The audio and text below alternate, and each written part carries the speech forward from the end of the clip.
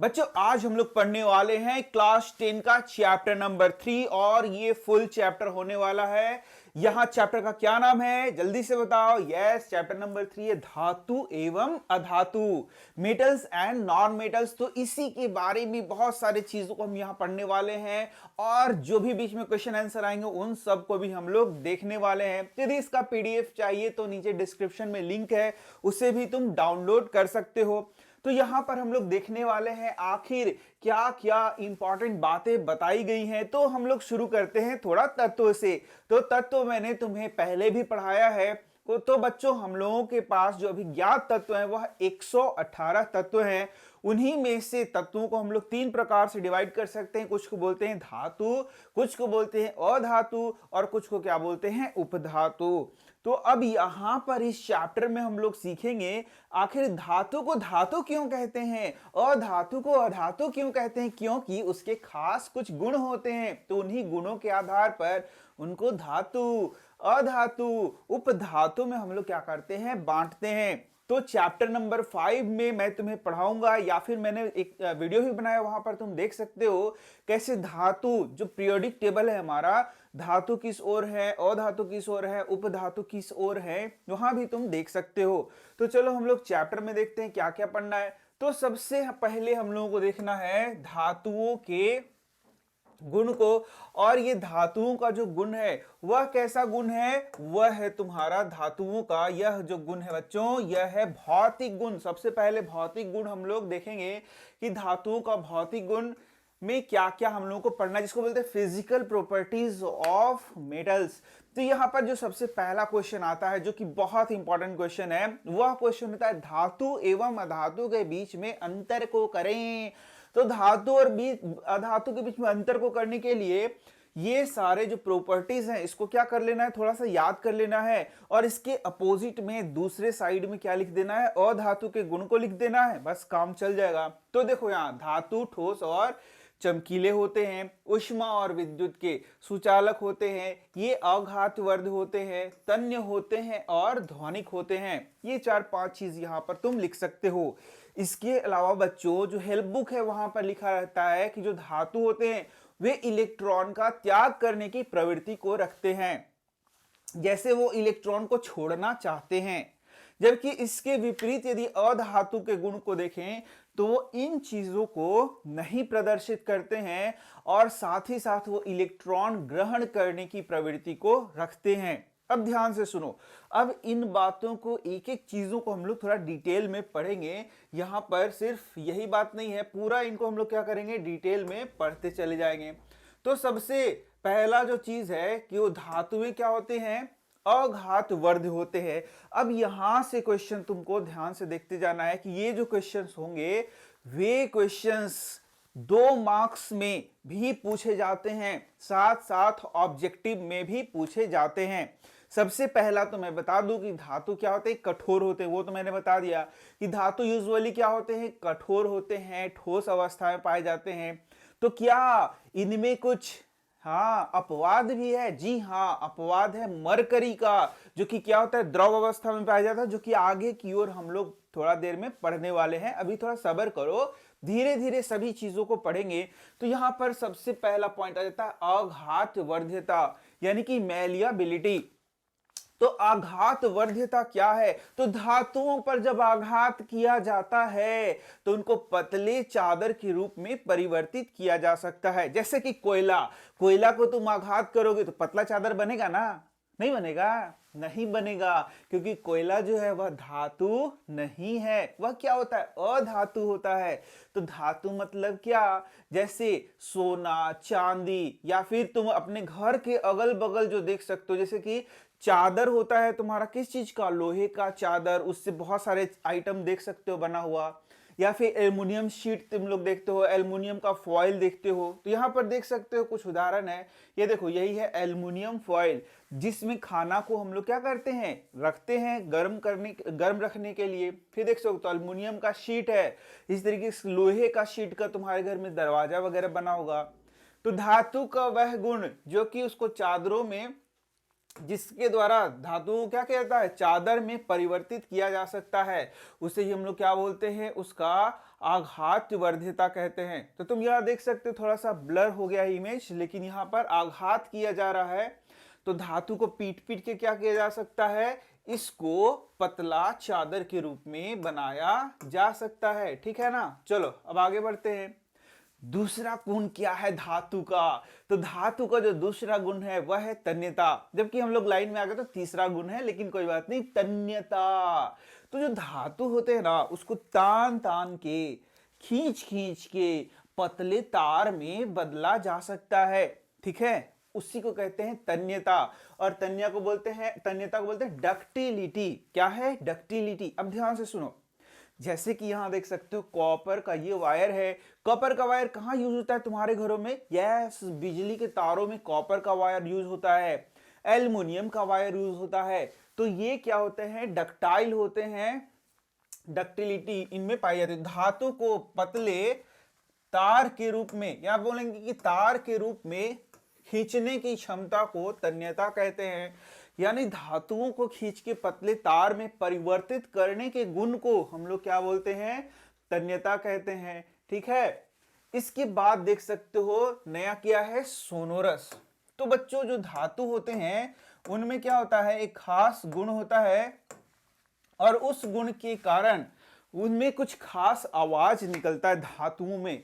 तो उनको पीटने पर कुछ खास आवाज निकलता है। तो तुम जरा बताओ, तुम्हारे स्कूल में जो घंटी लगा हुआ है वो टन टन टन टन बजता है, वो किस चीज का है, धातु का कि अधातु का। तो यस, वो किस चीज का है, धातु का।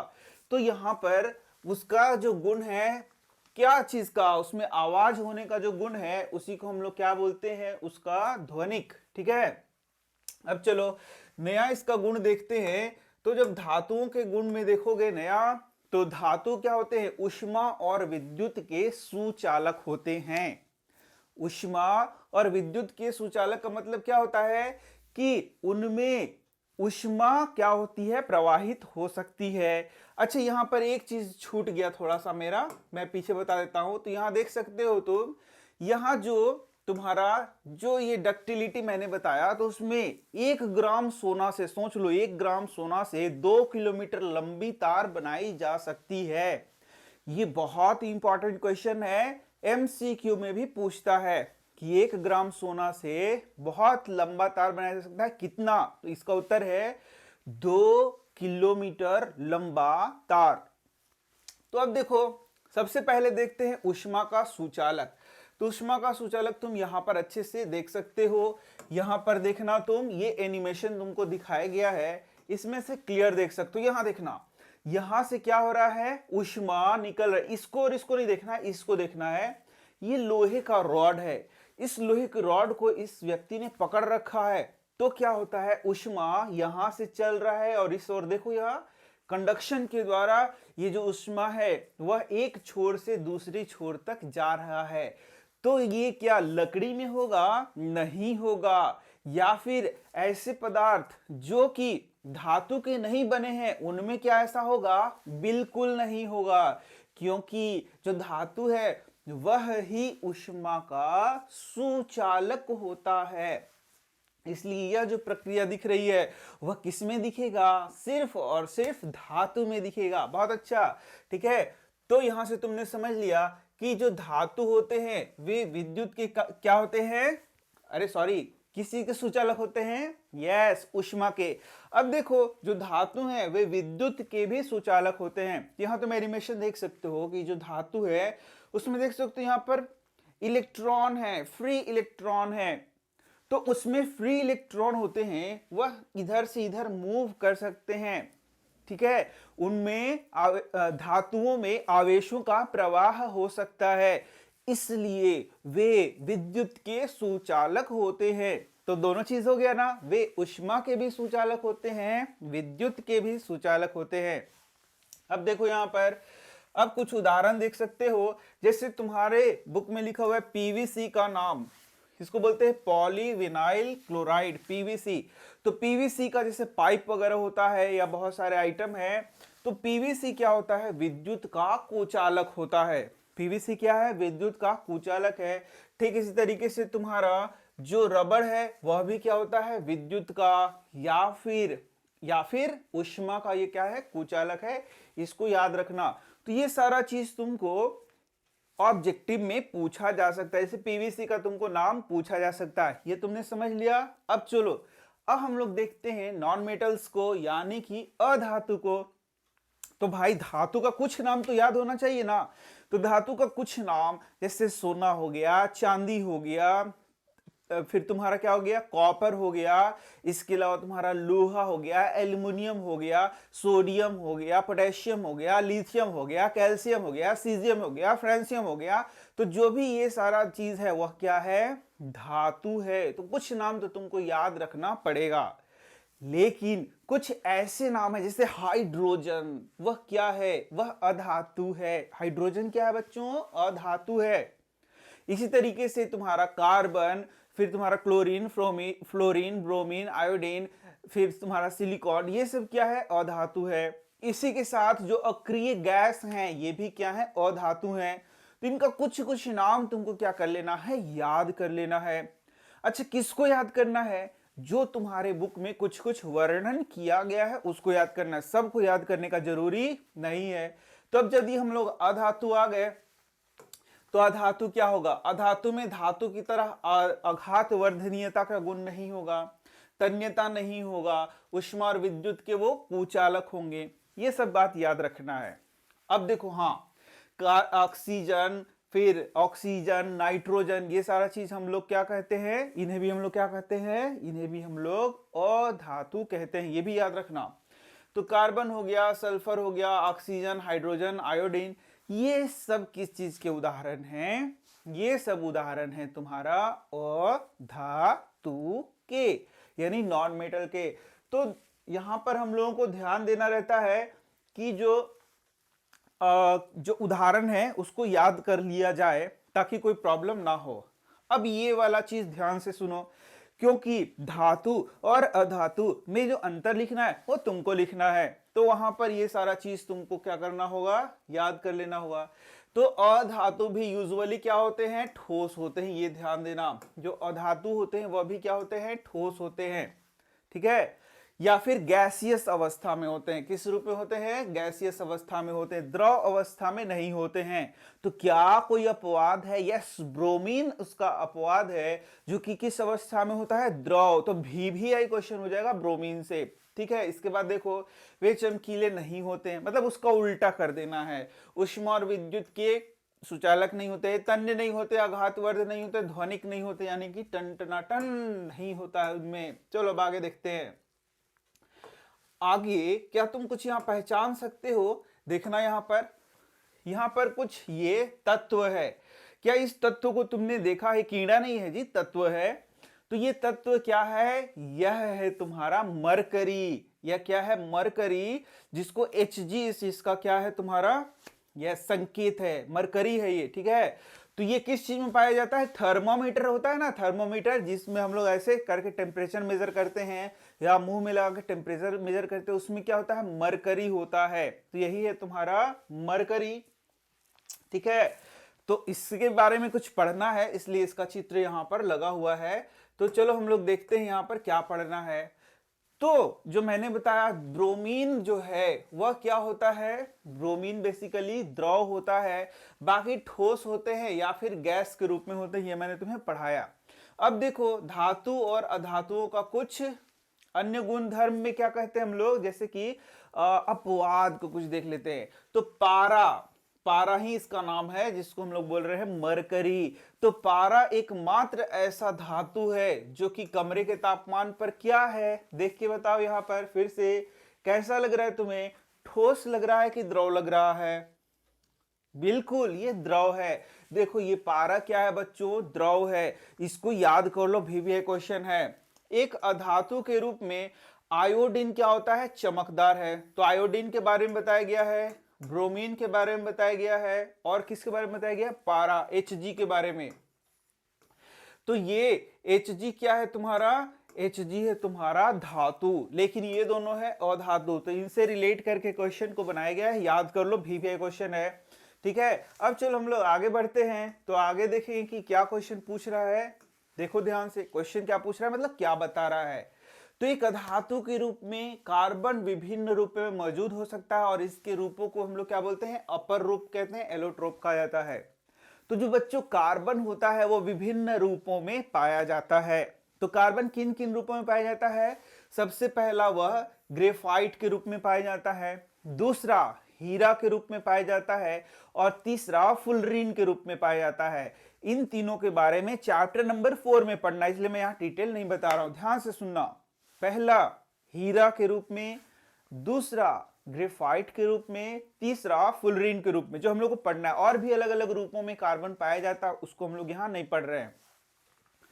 तो यहां पर जो कार्बन है या फिर बोलेंगे कोई एक तत्व जो विभिन्न रूपों में पाया जाता है, उससे क्या कहते हैं, इसका उत्तर क्या है बच्चों, अपर रूप कहते हैं। क्या कहते हैं, अपर रूप कहते हैं। यहां से क्वेश्चन पूछेगा।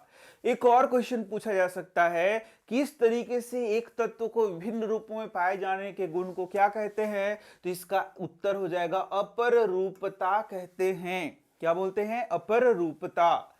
चलो, तो अब यहां से कुछ क्वेश्चंस देखते हैं, क्या क्या क्वेश्चन आ सकते हैं एग्जामिनेशन में। तो यहां देख सकते हो तुम, ये है तुम्हारा ग्रेफाइट। तो ग्रेफाइट के बारे में सबसे पहला चीज जान लेना है कि यह क्या होता है, यह कोमल होता है। क्या होता है, कोमल। ठीक है, तो कोमल कहने का मतलब क्या है कि यह पचपचा नहीं होता है, कोमल होता है। अब दूसरा, यहां पर देखोगे जो तुम्हारा पेंसिल है, पेंसिल का नोक में ग्रेफाइट मिला होता है, यानी कि ग्रेफाइट से वह मिलकर बना होता है। यह विद्युत का क्या होता है, सुचालक होता है। याद रखना, ग्रेफाइट क्या होता है, विद्युत का सुचालक होता है। VVI क्वेश्चन है। तो ग्रेफाइट क्या है, बोलो।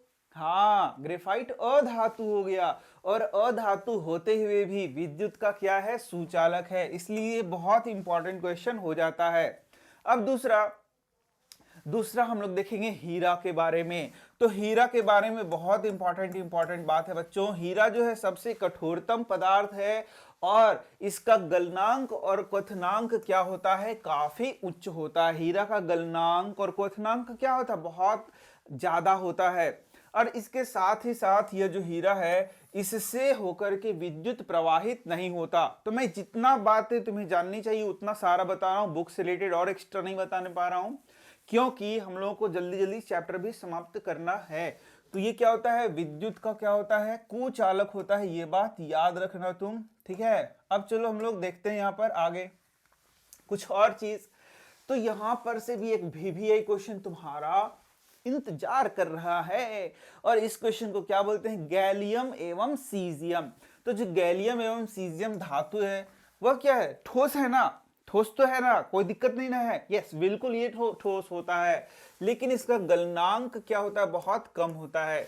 यूजुअली जो धातुएं होती हैं उनका गलनांक और क्वथनांक क्या होता है, काफी उच्च होता है। लेकिन यह जो गैलियम है, देखो इसको हथेली पे रखेंगे ना तो ये पिघल जाएगा। देखो हथेली पे रखा और ये पिघल गया, ध्यान से देखो तुम लोग, इसको मात्र हथेली पर रखने पर गैलियम क्या हो जा रहा है, पिघल जा रहा है। सीजियम इस तरीके से क्या हो जाएगा, पिघल जाएगा, यानी कि इतना ही टेम्परेचर पर यह पिघल जा रहा है।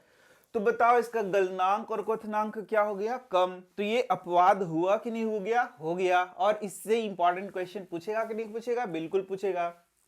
देख लो यहां पर इसका गलनांक क्या है, बहुत कम है। देखो ये धीरे धीरे यहां पर क्या हो रहा है, पिघल गया। देखा तुमने कैसे पिघल रहा है, ये चाबी का शेप था लेकिन जल्दी से ये क्या हुआ, पिघल गया। ठीक है, चलो यहां आगे हम लोग बढ़ते हैं। तो कुछ और यहां पर इंपॉर्टेंट क्या है, अपवाद है। तो यहां देखो हम लोगों ने क्या पढ़ा कि यूजुअली जो धातु होते हैं वो कठोर होते हैं, लेकिन यहां 3 धातुओं का नाम तुम्हें पढ़ाया है जिन्हें हम लोग क्या बोलते हैं, क्षार धातुएं बोलते हैं। तो यहां से सबसे पहला क्वेश्चन जो तुमको याद कर लेना चाहिए वह है क्षार धातुओं के नाम लिखें। तो क्षार धातुओं में सभी धातुओं के नाम नहीं लिखने हैं, बस 3 याद करने जो तुम्हें दिया हुआ है, लिथियम, सोडियम और पोटेशियम। तो जो लिथियम होता है, सोडियम होता है, पोटेशियम होता है, सबसे पहला ये तो ठोस हैं, ठोस तो हैं, लेकिन ये बहुत कोमल हैं, जिनको चाकू से काटा जा सकता है। देखो तुमने सुना होगा ना कि इनको चाकू से काटा जा सकता है, तो मैं यहां दिखा दे रहा हूं। ये देखो ये चाकू है, चाकू से इनको क्या किया जा सकता है, काटा जा सकता है। तुम ध्यान से यहां देखो, देखो चाकू से क्या किया जा सकता है, काटा जा सकता है। अच्छा ये बहुत ज्यादा रिएक्टिव होते हैं। देखो इन जैसे ही काटा जाएगा, थोड़ा देर छोड़ दिया जाए तो इस पर क्या हो जाएगा, ऑक्साइड का लेयर भी चढ़ जाएगा। तो इनको क्या किया जाता है, इनको बहुत अच्छे से सुरक्षित रखा जाता है। तो केरोसिन में डाल करके इनको रखा जाता है। यह भी एक यहाँ पर तुमको बात ध्यान देने योग्य है। अब चलो हम लोग देखते हैं धातुओं का रासायनिक गुणधर्म। तो यहाँ रासायनिक गुणधर्म में चीजों को क्या करना होता है, याद करना होता है। ये तो तुम्हें पता ही है कि जो रासायनिक गुणधर्म है वो खाली समझना नहीं है, खोपड़ा में नहीं डालना है, बल्कि उसको क्या करना है, याद करना है, रटना है। तो देखो सबसे पहला, सभी धातुएं ऑक्सीजन के साथ मिलकर धातु का ऑक्साइड बनाती हैं। तो लगभग सभी धातुएं धातु का ऑक्साइड का निर्माण करती हैं। लगभग सभी धातुएं, तो सभी धातुएं नहीं बोला है, लगभग सभी धातुएं। जैसे धातु से मिलेगा क्या, ऑक्सीजन, और बनेगा धातु ऑक्साइड। क्या बन जाएगा, धातु का ऑक्साइड। उदाहरण के लिए जब कॉपर को वायु में गर्म किया जाता है तब यह ऑक्सीजन से अभिक्रिया करके क्या बनाता है, कॉपर 2 ऑक्साइड बनाता है, जो कि एक काला रंग का ऑक्साइड है। याद रखना, भी क्वेश्चन है ये, चैप्टर 1 में भी मैंने पढ़ाया था। यह क्वेश्चन कैसे पूछेगा सर, तो देखो कैसे पूछेगा, क्या होता है जब, अरे ऐसे हाथ घूम गया, चलो, क्या होता है जब, ठीक है, चलो ठीक है, जैसे बोलो ऐसे ही। तो पूछेगा कि क्या होता है जब कॉपर को वायु की उपस्थिति में जलाया जाता है। तो कई क्वेश्चन, इसका कई आंसर हो सकता है। तो पहला, कॉपर 2 ऑक्साइड का निर्माण होता है। क्या होता है, कॉपर 2 ऑक्साइड का निर्माण होता है। दूसरा, ध्यान से यहां देखो, तो कॉपर का यहां उपचयन हो जा रहा है। क्या हो रहा है बच्चा लोग, उपचयन। कॉपर का क्या हो रहा है, उपचयन हो रहा है। तीसरा, इसका रंग कैसा हो जा रहा है, तो काले रंग का हो जा रहा है। किस रंग का हो जा रहा है, काले रंग का हो जा रहा है। तो यहां देखना, ऑक्सीजन जुड़ रहा है या नहीं जुड़ रहा है, बिल्कुल जुड़ रहा है। तो इस तरीके से इसको तुम याद रख सकते हो, बहुत इंपॉर्टेंट हो गया तुम्हारे लिए। अब चलो हम लोग देखते हैं नया चीज। नया चीज क्या बोल रहा है, इसी प्रकार, जब इसी प्रकार एल्युमिनियम का तो आगे पढ़ने वाले हैं। एल्युमिनियम जब ऑक्सीजन से अभिक्रिया करेगा तो क्या बनाएगा, एल्युमिनियम ऑक्साइड बनाएगा। अब यहां पर यह जो एल्युमिनियम ऑक्साइड है, इससे रिलेटेड कुछ क्वेश्चन है। तो एल्युमिनियम धातु है और ऑक्सीजन से जुड़ रहा है, तो ऑक्साइड बना रहा है। तो बताओ ये धातु का ऑक्साइड बना कि अधातु का ऑक्साइड बना। इसका उत्तर है ये धातु का ऑक्साइड कहलाएगा। एल्युमिनियम ऑक्साइड किसका ऑक्साइड कहलाएगा, धातु का ऑक्साइड। ठीक है, अब लेकिन आगे कुछ क्वेश्चन है जिसको तुमको समझना चाहिए, जो पहले मैंने बताया भी है तुम्हें कि बच्चों धातु का जो ऑक्साइड होता है, ऑक्साइड दो प्रकार के होंगे, याद रखो। एक होता है धातु का ऑक्साइड। तो जो धातु का ऑक्साइड है, यहां से क्वेश्चन कई बार तुमसे पूछेगा कि वो कैसा प्रकृति का होता है, अम्लीय कि क्षारकीय। तो आंसर लिखेंगे वह क्षारकीय प्रकृति का होता है। जो धातु का ऑक्साइड होता है वह कैसा प्रकृति का होता है, क्षारकीय प्रकृति का होता है, बेसिक। और जो अधातु का ऑक्साइड होता है वह होता है अम्लीय प्रकृति का, एसिडिक। जो अधातु का ऑक्साइड वह होता है, जैसे कि सी अधातु हो गया और O2 ऑक्साइड, तो हो गया अधातु के ऑक्साइड। तो अधातु का ऑक्साइड वह कैसन होता है। अब बोलोगे कि ये सब कहाँ पढ़ रहे हैं सर, ये सब पढ़ाए हैं। अरे हाँ जी पढ़ाए हैं, ये जो चैप्टर नंबर 2 पढ़े हो ना, क्या, अम्ल क्षारक एवं लवण, वहां पे ये सारा चीज पढ़ना था। यदि नहीं पढ़े हो तो गड़बड़ कर दिए हो, यही बात होता है। तो अम्ल क्षारक एवं लवण में देखो, तो अम्ल क्षारक है ना लिखा हुआ, तो वहां पे पढ़ना था कि जो अधातु का ऑक्साइड है, ये VBI क्वेश्चन भी है तुम्हारा। यहां से क्वेश्चन ऑब्जेक्टिव भी पूछेगा, सब्जेक्टिव भी पूछेगा। और ये धातु का ऑक्साइड कैसा होता है, ये होता है तुम्हारा क्षारकीय। कोई दिक्कत है तो जरा सा तुम बताओ, जल्दी बताओ कि ये धातु का ऑक्साइड है कि नहीं है। तो ये क्षारकीय होगा कि अम्लीय होगा? तो इसका अर्थ है ये तो क्षारकीय होगा। लेकिन थोड़ा सा रुको, यहां पर एल्युमिनियम ऑक्साइड जो है उससे खास बात होता है जिसको हम लोग को पढ़ना है, भी क्वेश्चन एग्जाम में पूछा जाएगा। तो एल्युमिनियम ऑक्साइड को या जिंक ऑक्साइड को हम लोग बोलते हैं उभयधर्मी ऑक्साइड। क्या बोलते हैं? उभयधर्मी ऑक्साइड। तो कहने का मतलब क्या होता है कि ये अम्लीय प्रकृति भी शो करेगा और क्षारकीय प्रकृति भी शो करता है, इसलिए इसको हम लोग बोलते हैं उभयधर्मी। दोनों धर्म को ये मान रहा है, मतलब दोनों चीज को ये क्या कर रहा है? फॉलो कर रहा है। तो उभयधर्मी ऑक्साइड किसे कहते हैं? VVI क्वेश्चन हो गया। तो इसको दो तरीके से लिखा जा सकता है। कैसे कैसे लिखा जा सकता है? कुछ धातु ऑक्साइड जैसे एल्युमिनियम ऑक्साइड हो गया, जिंक ऑक्साइड हो गया, ये नाम याद रखना, एकदम खोपड़ा में घुसा लो। ये भी आई क्वेश्चन है, मतलब ही समझ लो कि आता ही आता है। तो क्या बोलेगा? यदि अम्लीय तथा क्षारकीय व्यवहार को प्रदर्शित करता है, अम्लीय भी बिहेव करेगा और क्षारकीय। नॉर्मली इसको कैसा बिहेव करना चाहिए था? क्षारकीय, लेकिन ये अम्लीय भी बिहेव करता है, अम्लीय भी व्यवहार करता है, इसलिए इसको बोलते हैं उभयधर्मी ऑक्साइड। ऐसे धातु ऑक्साइड, या फिर इसको दूसरा तरीका से लिख सकते हैं। दूसरा तरीका से क्या लिख सकते हैं? तो ऐसे धातु ऑक्साइड जो अम्ल और क्षारक दोनों के साथ अभिक्रिया करता है और लवण तथा जल का निर्माण करता है, उसे हम लोग क्या बोलते हैं? उभयधर्मी ऑक्साइड। तो दोनों तरीका से इसको हम लोग क्या कर सकते हैं? लिख सकते हैं। तो बेहतरीन होगा यही वाला लिखो तुम, ठीक है? ये वाला लिखो कि ये अम्ल के साथ भी अभिक्रिया करता है, क्षारक के साथ भी अभिक्रिया करता है और लवण एवं जल का निर्माण करता है, इसलिए इसको हम लोग क्या कहते हैं? इसको हम लोग कहते हैं उभयधर्मी ऑक्साइड। ठीक है, चलो देखो। तो उदाहरण क्या हो गया? एल्युमिनियम ऑक्साइड और जिंक ऑक्साइड। लेकिन यहां पर देख लेते हैं इसका, ये वाला चीज याद करके रखना है तुमको। देखो Al2O3 + 6HCl AlCl3 + 3H2O, तो ये हो गया तुम्हारा लवण और ये हो गया जल। और यहां पर ये जो व्यवहार कर रहा है वो कैसा व्यवहार कर रहा है जरा देखकर बताओ। तो ये अम्ल के साथ अभिक्रिया कर रहा है यहां पर, इसलिए क्षारकीय व्यवहार कर रहा है। कैसा? क्षारकीय। ठीक है, जब अम्ल के साथ अभिक्रिया करता है तो क्षारकीय व्यवहार कर रहा है, और जब ये क्षारक के साथ अभिक्रिया कर रहा है तो अम्लीय व्यवहार कर रहा है। यहां देखो, यहां पर ये क्षारक के साथ अभिक्रिया कर रहा है। किसके साथ? क्षारक के साथ। तो जब क्षारक के साथ अभिक्रिया कर रहा है तो यहां पर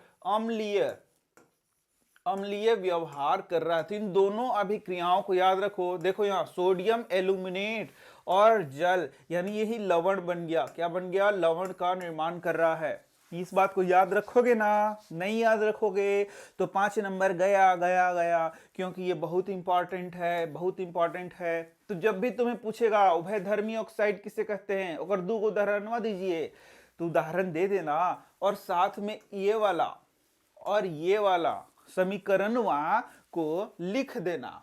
नहीं लिखोगे तो आंसर गलत हो जाएगा, और गलत हो जाएगा तो नंबर कट जाएगा। तो याद रखना। अब ध्यान से देखो, धातु ऑक्साइड का जल में घुलनशीलता। धातु का ऑक्साइड को अब जल में कैसे घुलेगा वो देखना है। तो यहां देख सकते हो अधिकांश धातु ऑक्साइड्स जल में अघुलनशील होते हैं, ये बात याद रखना। वो जल में नहीं घुलते हैं, लेकिन कुछ क्या होते हैं, जल में घुल करके क्षार का निर्माण करते हैं, इसको बोलते हैं अल्कलाई। ठीक है, तो यहां से क्वेश्चन आएगा कि क्षार किसे कहते हैं। तो बच्चों क्षारक और क्षार में मैंने बताया था, क्षारक और क्षार में क्या होता है? थोड़ा अंतर होता है। ठीक है, देखो यहां क्षारक बेस को कहते क्या है? क्षारक। तो अब हम लोग अपना नया टॉपिक देखेंगे, और ये टॉपिक क्या बोलता है? ये बोलता है धातु ऑक्साइड्स का जल से अभिक्रिया। तो जो धातु का ऑक्साइड हो गया, अब तो बुझा गया ना, जो धातु है वो ऑक्सीजन से मिलेगा तो धातु ऑक्साइड बनेगा। अब वो जल से भी क्रिया कैसे करता है उससे रिलेटेड क्वेश्चन है। तो यहां देख सकते हो अधिकांश जो धातु का ऑक्साइड होता है वो जो है सो जल से अभिक्रिया नहीं करता है, बोलता है कि मैं जल से नहीं अभिक्रिया करूंगा, वो जल में अघुलनशील होता है। ठीक है। लेकिन कुछ धातु का ऑक्साइड वो जल में घुलता है, तो उससे ही हम लोग क्या बोलते हैं, उससे क्या होता है, उससे वह क्या बनाता है, कुछ क्षार का निर्माण करता है। किस चीज का निर्माण करता है, क्षार का। तो अब बोलोगे क्षार क्या होता है, तो यहां पर हम लोग ने पढ़ा था क्षारक के बारे में पिछले चैप्टर में। क्षारक, तो बच्चों क्षारक मतलब क्या हो गया, बेस हो गया। क्षारक मतलब क्या हो गया, बेस हो गया।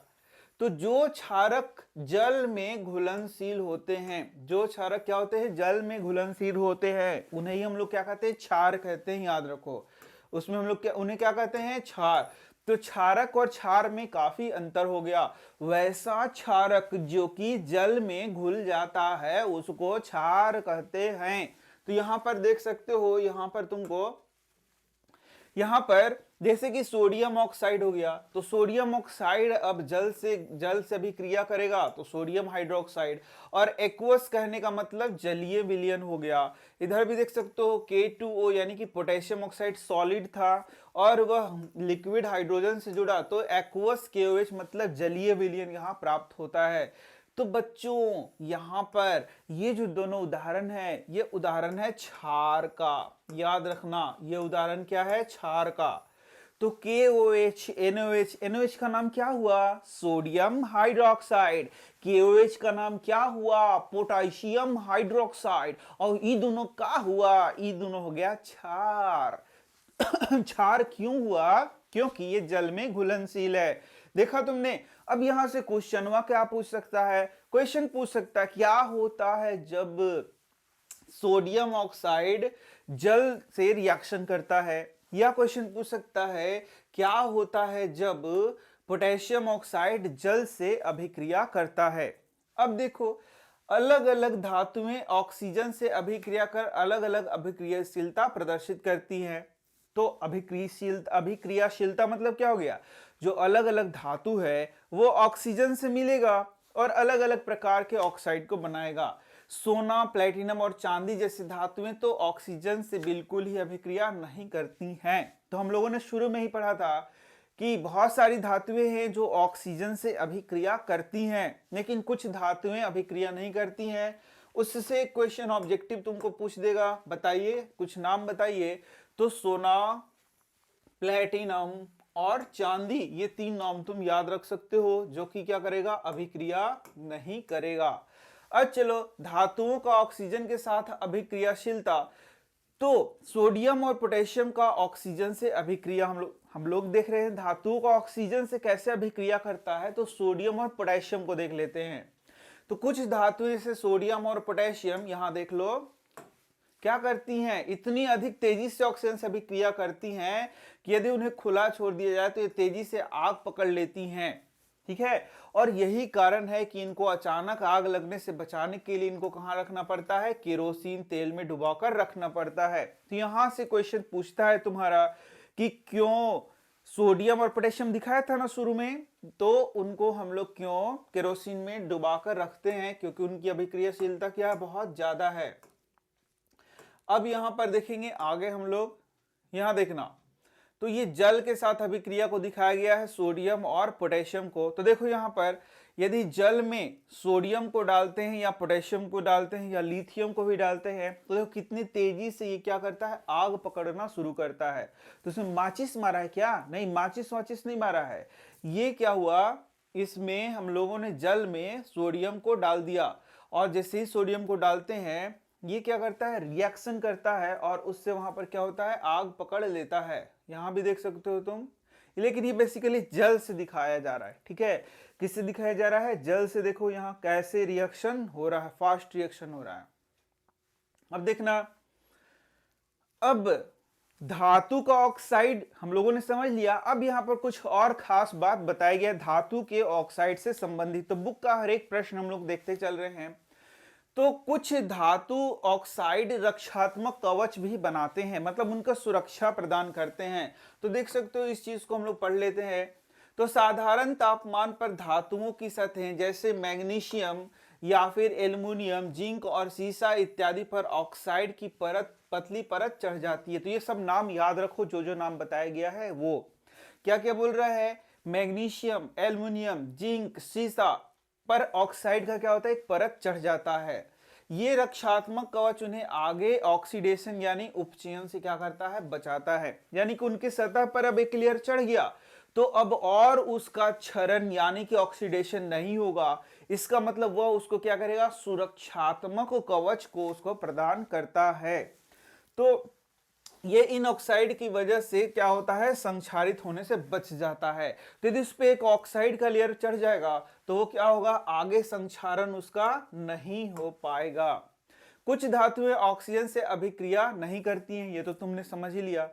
अब देखोगे गर्म करने पर आयरन का दहन तो नहीं होता है, लेकिन जब बर्नर की ज्वाला में लौह चूर्ण डालते हैं तब वह तेजी से जलने लगता है। कॉपर का दहन तो नहीं होता है, लेकिन गर्म धातु पर कॉपर टू ऑक्साइड की काली रंग की परत चढ़ जाती है। सिल्वर एवं गोल्ड अत्यंत अधिक ताप पर भी ऑक्सीजन के साथ अभिक्रिया नहीं करते हैं। तो ये सारी चीजों को तुम थोड़ा थोड़ा दिमाग में रखते जाओ, क्योंकि इस एग्जाम में क्वेश्चन पूछ सकता है। जैसे सिल्वर हो गया तुम्हारा, गोल्ड हो गया, ये किसी भी हालत में तुम्हारा ऑक्सीजन से अभिक्रिया नहीं कर रहा है। जबकि क्या देखा तुमने, जो लोहा है, लौह चूर्ण है, उसको जलता नहीं है, लेकिन उसका बुरादा को डालेंगे तब वो थोड़ा सा तेजी से जलना शुरू करेगा। इसके बाद कॉपर का हम लोगों ने देख ही लिया कि कॉपर का, जब हम लोग कॉपर को क्या करते हैं, गर्म करते हैं तो कॉपर टू ऑक्साइड का निर्माण होता है। इन सारे चीजों को तुमने, तो नेक्स्ट टॉपिक देख सकते हो, यह क्या है, एनोडीकरण। एनोडीकरण मतलब एनोडाइजिंग। तो एनोडाइजिंग क्या है, तो जो एल्युमिनियम है उस पर ऑक्साइड की एक लेयर को यदि चढ़ा दिया जाए तो उसे ही क्या कहेंगे, एनोडीकरण कहेंगे। तो तुम देख सकते हो एनोडीकरण यानी एनोडाइजिंग क्या एक प्रोसेस हो गया, एल्युमिनियम पर मोटी ऑक्साइड की परत यह बनाने की क्या है, प्रक्रिया है। तो जो एल्युमिनियम है उस पर मोटा ऑक्साइड का लेयर क्या करना है, चढ़ाना है। तो बात सिंपल सा है यार, ऑक्साइड का जब लेयर चढ़ाना है तो कैसे चढ़ाएंगे, यह प्रश्न उठता है। तो यहां देख सकते हो इसका आंसर यहां पर दिया हुआ है। यहां पर वायु के संपर्क में आने पर एल्युमिनियम पर ऑक्साइड की पतली परत का निर्माण होता है। तो ये तो प्राकृतिक रूप से हुआ। वायु के संपर्क में यदि एल्युमिनियम आएगा तो इस पे ऑक्साइड का लेयर चढ़ेगा, लेकिन यदि हम लोगों को करना है तो ये कैसे एल्युमिनियम का परत को चढ़ाया जाएगा, इसको हम लोग यहां पर देखते हैं। तो यहां पर आगे देखते हैं, पहले एक दो लाइन और पढ़ लिया जाए। तो एल्युमिनियम ऑक्साइड की परत इसे संक्षारण से बचाती है। इस परत को मोटा करके इसे संक्षारण से अधिक सुरक्षित किया जा सकता है। तो भाई सिंपल सा बात है, हम लोगों ने यही तो पढ़ा कि जो एनोडीकरण है उसके द्वारा, या फिर बोले जो ऑक्साइड लेयर जो ऊपर चढ़ रहा है उसके द्वारा जो आगे संक्षारण होना है उससे क्या हो रहा है, हमारा बचाव हो जा रहा है। तो आखिर इसको कैसे करेंगे, यही बात हम लोग को यहां देखना है। तो यहां देख सकते हो एल्युमिनियम का एनोडीकरण कैसे करते हैं, इसके बारे में यहां पर दिखाया गया है। यहां देख लो जरा सा। एनोडीकरण के लिए एल्युमिनियम की एक साफ वस्तु को एनोड बनाकर हम लोग यूज करते हैं। तो एनोडीकरण के लिए एनोड के रूप में जिस चीज का उपयोग करेंगे वह क्या हो गया, एल्युमिनियम का। अब यहां पर तनु सल्फ्यूरिक अम्ल के साथ इसका विद्युत अपघटन किया जाता है।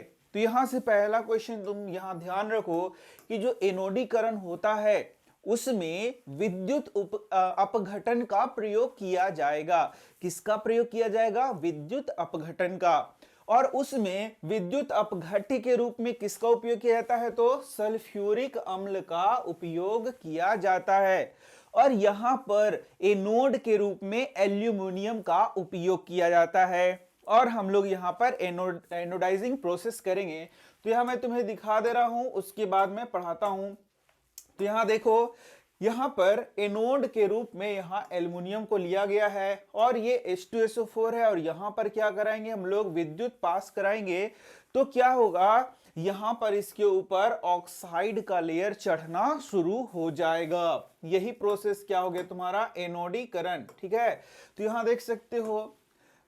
तो एनोड पर उत्सर्जित ऑक्सीजन गैस एल्युमिनियम के साथ अभिक्रिया करके ऑक्साइड की एक मोटी परत बनाती है। इस ऑक्साइड की परत को आसानी से रंग कर एल्युमिनियम की आकर्षक वस्तुएं बनाई जा सकती हैं। तो क्लियर यहां लिखा हुआ है, एनोड पर जो ऑक्सीजन उत्सर्जित होता है वह एल्युमिनियम के साथ अभिक्रिया करेगा और उसके ऊपर एक ऑक्साइड का लेयर को चढ़ाएगा, और यही क्या करता है, उसको आगे संक्षारण से बचाता है और इसको आसानी से रंग कर एल्युमिनियम की आकर्षक वस्तुएं भी बनाई जा सकती हैं। ठीक है, यही बात तुमको यहां पर लिखा हुआ है। अब इसके बाद, ये तो ऑक्सीजन की बात हो गई, अब हम लोग देखते हैं जल के साथ धातु की अभिक्रिया। जो धातुएं होती हैं वे जल से, वाटर से कैसे रिएक्शन करती हैं।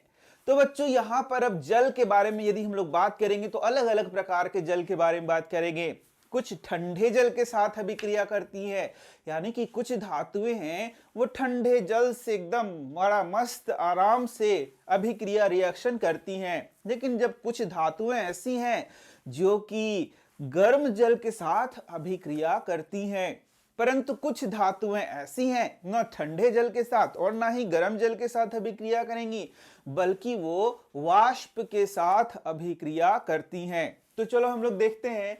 तो जल के साथ अभिक्रिया करके धातुएं हाइड्रोजन गैस तथा धातु ऑक्साइड को उत्पन्न करती हैं। तो यहां से क्वेश्चन देख सकते हो कि आखिर जल के साथ जब धातुएं अभिक्रिया करेंगी तो क्या बनाएंगी, तो धातु का ऑक्साइड बनाएंगी और हाइड्रोजन गैस बनाएंगी। और यह भी हम लोगों ने देखा था कि जो धातु का ऑक्साइड है वह जल से अभिक्रिया करके क्या बनाएगा, धातु हाइड्रोक्साइड का निर्माण कर रहा था। याद आ रहा है तुम्हें? तो इस तरीके से धातु ऑक्साइड जल में घुलनशील है, जल में घुलकर धातु हाइड्रोक्साइड प्रदान करता है। तो जो यहां पर धातु का ऑक्साइड जल में घुलनशील रहेगा वह क्या करेगा, धातु का हाइड्रोक्साइड हमें देता है। तो यहां देख सकते हो तुम आगे।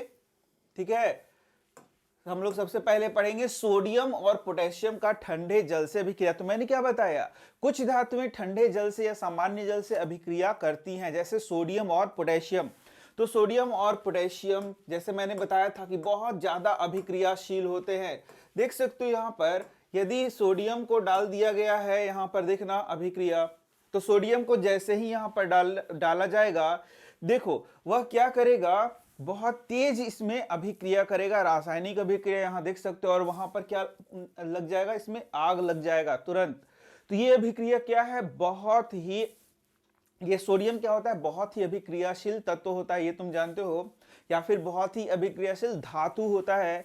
तो ये देखो जल के साथ किस तरीके से अभिक्रिया कर रहा है, और यहाँ पर हाइड्रोजन गैस का क्या हो रहा है, निर्माण हो रहा है। तो यहाँ पर हम लोग इसको पढ़ लेते हैं। यहाँ देखो ये जो सोडियम है वह जल के साथ अभिक्रिया करके सोडियम हाइड्रोक्साइड बना रहा है और हाइड्रोजन गैस मुक्त हो रहा है। यहाँ भी देख सकते हो पोटेशियम है, वह भी जल से अभिक्रिया करके पोटेशियम हाइड्रोक्साइड बना रहा है और हाइड्रोजन गैस निकल रहा है, और यहाँ काफी मात्रा में ऊष्मा भी निकल रही है। यह बात तुम ध्यान से देखना, क्योंकि मैंने दिखाया ना कैसे वहां पर बहुत ज्यादा हीट निकल रहा है, क्योंकि वहां पर आग पकड़ ले रहा है। ठीक है, तो यहां पर से अब लिथियम, सोडियम और पोटेशियम, ठीक है, ये तीन को ही हम लोग को पढ़ना है। तो यहां पर इन तीनों का यही हाल होगा। इन तीनों में सबसे ज्यादा कौन रिएक्टिव होगा, तो लिथियम, सोडियम और पोटेशियम में सबसे ज्यादा रिएक्टिव होगा पोटेशियम। तीन का ही बात करें इसलिए मैं तीन ही पढ़ा रहा हूं। पोटेशियम में बहुत ज्यादा फास्ट रिएक्शन होगा, उससे कम लिथियम और उससे कम क्या होगा तुम्हारा, सोडियम।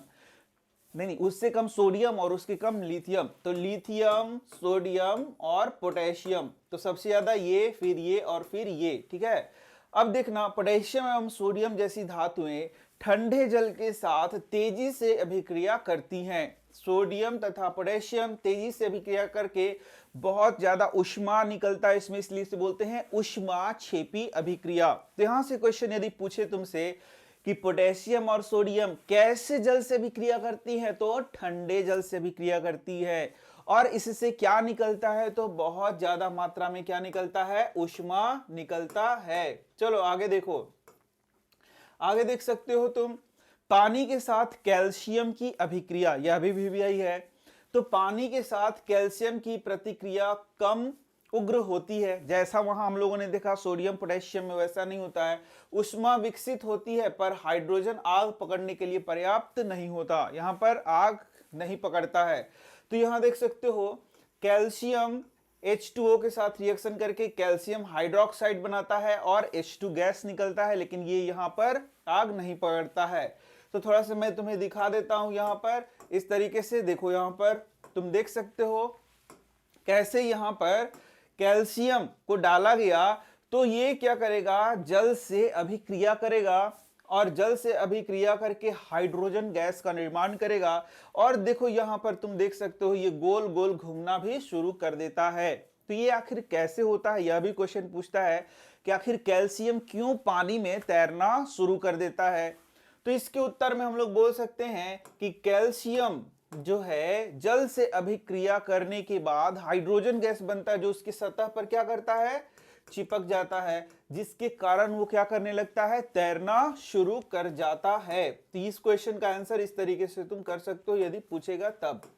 अब मैग्नीशियम का बात करेंगे, तो क्या मैग्नीशियम ठंडे जल से भी क्रिया करेगा, ये सबसे पहला क्वेश्चन होगा। तो उत्तर है नहीं, मैग्नीशियम ठंडे जल से अभिक्रिया नहीं करेगा, बल्कि वह क्या करेगा, गर्म जल के साथ अभिक्रिया करेगा। मैग्नीशियम किससे अभिक्रिया करेगा, गर्म जल के साथ। ठीक है, ये पहला क्वेश्चन याद रखना। और मैग्नीशियम में भी वैसे ही होगा, मैग्नीशियम जब गर्म जल के साथ अभिक्रिया करेगा तो मैग्नीशियम हाइड्रोक्साइड का निर्माण करेगा, और यहां भी जो हाइड्रोजन गैस के बुलबुले हैं उसकी सतह पर चिपक जाएंगे और वह क्या करेगा, तैरना शुरू कर जाएगा, जैसे हम लोगों ने देखा था कि कैल्शियम में होता है। चलो अब आगे देखेंगे, एल्यूमिनियम, आयरन और जिंक। याद रखना तुम ये तीन नाम, देखो कुछ नाम ऐसे हैं जिनको तुमको याद रखना है, क्योंकि बुक से हम लोग पढ़ रहे हैं, तो जो जो नाम यदि दिया हुआ है तो उनको एकदम पॉइंट टू पॉइंट याद करते जाओ। जैसे एल्यूमिनियम एकदम याद रखना है, जिंक और आयरन का नाम को क्या करना है, याद रखना है। तो क्या याद रखना है कि ये ना ही ठंडे जल से अभिक्रिया करती हैं, ना ही गर्म जल के साथ अभिक्रिया करती हैं, बल्कि ये क्या करती है, वाष्प के साथ अभिक्रिया करती हैं। तो यहां पर तुम क्या कर सकते हो, इसका जो इक्वेशन है इसको भी याद कर सकते हो, क्योंकि बहुत इंपॉर्टेंट है। देख सकते हो यहाँ पर एल्युमिनियम है, H2O से भी क्रिया कर रहा है, तो एल्युमिनियम ऑक्साइड Al2O3 का निर्माण कर रहा है। ठीक है, और यहां पर आयरन है तो Fe3O4 का निर्माण कर रहा है। ठीक है, और ये देखो गैस है, यहाँ गैस लिखा हुआ, गैस मतलब क्या हुआ, ये वाष्प के रूप में है, और यहाँ हाइड्रोजन गैस निकल रहा है, इस बात पर ध्यान देना। यहाँ कभी कभी फंसाने के लिए पूछ देगा कि कौन सा गैस निकलता है, जब आयरन वाष्प के साथ अभिक्रिया करेगा तो कौन सा गैस प्रोड्यूस होगा, तो इसका उत्तर हो गया हाइड्रोजन गैस प्रोड्यूस होगा। या फिर क्वेश्चन पूछेगा कि जब एल्युमिनियम H2O के वाष्प के साथ अभिक्रिया करेगा तो कौन सा गैस निकलेगा, तो हाइड्रोजन गैस मुक्त होगा, याद रखना। चलो, धातु और अधातु अम्लों के साथ कैसे अभिक्रिया करते हैं, तो धातु और अधातु तो पहले चैप्टर में भी हम लोगों ने पढ़ा था। धातुएं अम्ल के साथ क्रिया करके लवण और हाइड्रोजन गैस बनाती हैं, फर्स्ट चैप्टर में ही हम लोगों ने पढ़ा था कि कैसे जो मेटल्स हैं वे क्या करते हैं, अम्ल के साथ अभिक्रिया करके हाइड्रोजन गैस मुक्त करते हैं। ठीक है, धातु और अधातु का अध्ययन करते समय आपको यह भी ध्यान रखना चाहिए कि सभी धातुएं अम्ल के साथ अभिक्रिया नहीं करती, कुछ जैसे तांबा तनु HCl के साथ अभिक्रिया नहीं करती हैं, ये बात तुमको क्या करना चाहिए, ध्यान रखना चाहिए। अब यहाँ पर कुछ खास पॉइंट है जिसको तुम यहाँ समझ लो, बहुत इंपॉर्टेंट है। तो जब धातुएं नाइट्रिक अम्ल क्या होता है, HNO3, इसे ही हम लोग क्या बोलते हैं, नाइट्रिक अम्ल। तो मैंने क्या सीखा है, जब धातुएं अम्ल के साथ अभिक्रिया करती हैं तो क्या निकलता है, आंसर करो, हाइड्रोजन गैस निकलता है। नया क्वेश्चन, जब धातुएं नाइट्रिक अम्ल के साथ अभिक्रिया करती, विशेष नाम है, तो क्या हाइड्रोजन निकलता है कि नहीं निकलता है, तो इसका उत्तर है तो हाइड्रोजन गैस नहीं निकलता है, यही इसका उत्तर है। ठीक है, तो जब धातुएं नाइट्रिक अम्ल के साथ अभिक्रिया करती हैं तब हाइड्रोजन गैस उत्सर्जित नहीं होता है। अब ऐसा पूछेगा कि क्यों नहीं होता है, यह भी तो क्वेश्चन पूछेगा। इसका सिंपल सा आंसर है, क्योंकि जो HNO3 है वो क्या करता है, वो हाइड्रोजन में ऑक्सीजन को जाके जोड़ देता है, इसलिए हाइड्रोजन ना मिलकर क्या मिलता है, H2O मिलता है। क्या मिलता है, H2O। सिंपल सा आंसर समझ में आया कि जो HNO3 है, H2 जैसे निकलने लगेगा उसमें जाके O जोड़ देगा और उसको H2O बना देगा, तो उस जो वहां पर हाइड्रोजन नहीं निकल के हम लोगों को क्या मिलेगा, H2O मिलेगा। अब ध्यान से देखने वाला बात यह है कि ऐसा वो क्यों करता है, क्योंकि वह एक प्रबल ऑक्सीकारक है, यानी कि वह ऑक्सीकरण अभिक्रिया कराता है। यानी कि ऑक्सीकरण मतलब उपचयन, ऑक्सीकरण मतलब क्या, उपचयन। याद करो फर्स्ट चैप्टर में मैंने पढ़ाया था उपचयन अपचयन, तो ये उपचयन कराता है, इसलिए इसको ऑक्सीकारक कहते हैं, या फिर उपचायक भी दूसरा नाम इसको कह सकते हैं। हिंदी में बहुत सारे नाम होते हैं, तुम्हें पता ही है। समझ में आ गया। तो इस तरीके से, और स्वयं किस में बदल जाता है, नाइट्रोजन के किसी ऑक्साइड जैसे N2O में NO तथा NO2 में परिवर्तित हो जाता है। अपचयित हो जाता है या परिवर्तित हो जाता है, जो भी लिखो। लेकिन मैग्नीशियम एवं मैग्नीज अति तनु HNO3 के साथ अभिक्रिया कर H2 गैस उत्सर्जित करते हैं। तो यहां से क्वेश्चन डायरेक्ट पूछ सकता है, ऑब्जेक्टिव मान लो पूछ रहा है कि क्या मैग्नीशियम Mg और Mn मैग्नीज तनु HNO3 के साथ अभिक्रिया करते हैं या नहीं करते हैं। इसका उत्तर है यस, वो अभिक्रिया करते हैं। ठीक है, अब चलो कुछ और भी क्वेश्चन यहां पर देख सकते हो तुम, बहुत इंपॉर्टेंट है एक्वा रेजिया के बारे में, जिससे कि ऑब्जेक्टिव जरूर पूछा जाता है। तो बोलता है एक्वा रेजिया यानी कि रॉयल जल का निर्माण कैसे होता है। तो सीधा सा इसका आंसर है कि सांद्र HCl, सांद्र क्या लेते हैं, HCl, और सांद्र HNO3। अब ध्यान से देखना, वर्ड यहां पर यूज हुआ है सांद्र। तो कभी कभी ऑब्जेक्टिव जब पढ़ोगे तुम, सांद्रा लिखा गया, तो कभी कभी ऑब्जेक्टिव पढ़ोगे तो वहां पर सांद्र वर्ड के साथ लिखा रहेगा और तनु भी रहेगा, तनु HCl, तनु HNO3। तो ऑप्शन में लिखा रहेगा तनु HCl, तनु HNO3, सांद्र HCl, सांद्र HNO3। तब तुम कंफ्यूज हो गए कि अब यहां सांद्र होगा कि तनु होगा। तुमने तो ये याद कर लिया कि HCl होगा और HNO3 एकदम रट के गए, 3:1, 3:1, 3:1। लेकिन ऑप्शन में आ गया कि सांद्र होगा कि तनु होगा, सांद्र वाला भी ऑप्शन आ गया, तनु वाला भी ऑप्शन आ गया। पगला गए, कह रही तो हम ध्यान नहीं दिए कि सांद्र लिखना था कि तनु लिखना था। अब पगला जाओगे तो फिर कैसे होगा, तो इसीलिए वहां याद रखो सांद्र लिखा हुआ है, यहाँ ये भी ऑप्शन में दे देता है कभी कभी कंफ्यूज करने के लिए। तो वही उसी को क्या बोलते हैं, एक्वा रेजिया। तो यह क्या करता है, गोल्ड को गला सकते हैं, यानी कि सोना को भी इसमें क्या है, गलाने का क्षमता है, इसीलिए इसका नाम क्या है, एक्वा रेजिया भी है। यह अकेले एक्वा रेजिया भभकता द्रव होने के साथ प्रबल संक्षारक है। यह उन अभिकर्मकों में से एक है जो गोल्ड एवं प्लैटिनम को गलाने में समर्थ होता है। तो याद रखना ये बात कि गोल्ड एवं प्लैटिनम को क्या कर सकता है, ये गला सकता है, एकदम याद करना। अब धातु और अधातु विभिन्न लवणों और विलयनों के साथ कैसे अभिक्रिया करते हैं। धातु का बात कर रहा है, जिससे कि कैसे क्या, तो कॉपर हो गया तुम्हारा, फिर जिंक हो गया, फिर आयरन हो गया, इसका बात कर रहा है। ये हो गया धातु। धातु के लवणों के साथ कैसे, लवणों और विलयनों के साथ कैसे अभिक्रिया करते हैं। तो यहां देख सकते हो धातु और अधातु विभिन्न लवणों और विलयनों के साथ अभिक्रिया कर विभिन्न यौगिक बना सकते हैं। तो ये तुमने पहले चैप्टर में भी पढ़ा था। तो इसमें हम लोगों ने यह भी पढ़ा था कि जो अभिक्रियाशील धातुएं होती हैं या फिर जो अधिक अभिक्रियाशील धातुएं होती हैं, वह कम अभिक्रियाशील धातुओं को क्या करती हैं, विस्थापित भी कर देती हैं। ये हम लोगों ने कब पढ़ा था, फर्स्ट चैप्टर में। जैसे यहां देख सकते हो, यहां पर ये क्या है, तुम्हारा कॉपर सल्फेट का विलयन है CuSO4। तो कॉपर सल्फेट का विलयन किस रंग का होता है, तो यहां तुम देख सकते हो जो कॉपर सल्फेट का विलयन है बच्चों, वो कैसा होता है, नीला। देखो ये नीला नीला दिख रहा है ना, यही है कॉपर सल्फेट का विलयन। यहां देख लो तो जो नीला नीला विलयन दिख रहा है ये है कॉपर सल्फेट का विलयन। यहां देख लो जरा सा। अब कॉपर सल्फेट क्या हो गया, CuSO4। अब इसमें आयरन हम लोग डाल देंगे। आयरन देखो, आयरन का नेल डाल दिया, तो यहां आयरन क्या करेगा, इस कॉपर को यहां से हटा देगा और बन जाएगा FeSO4 और प्लस हो जाएगा Cu।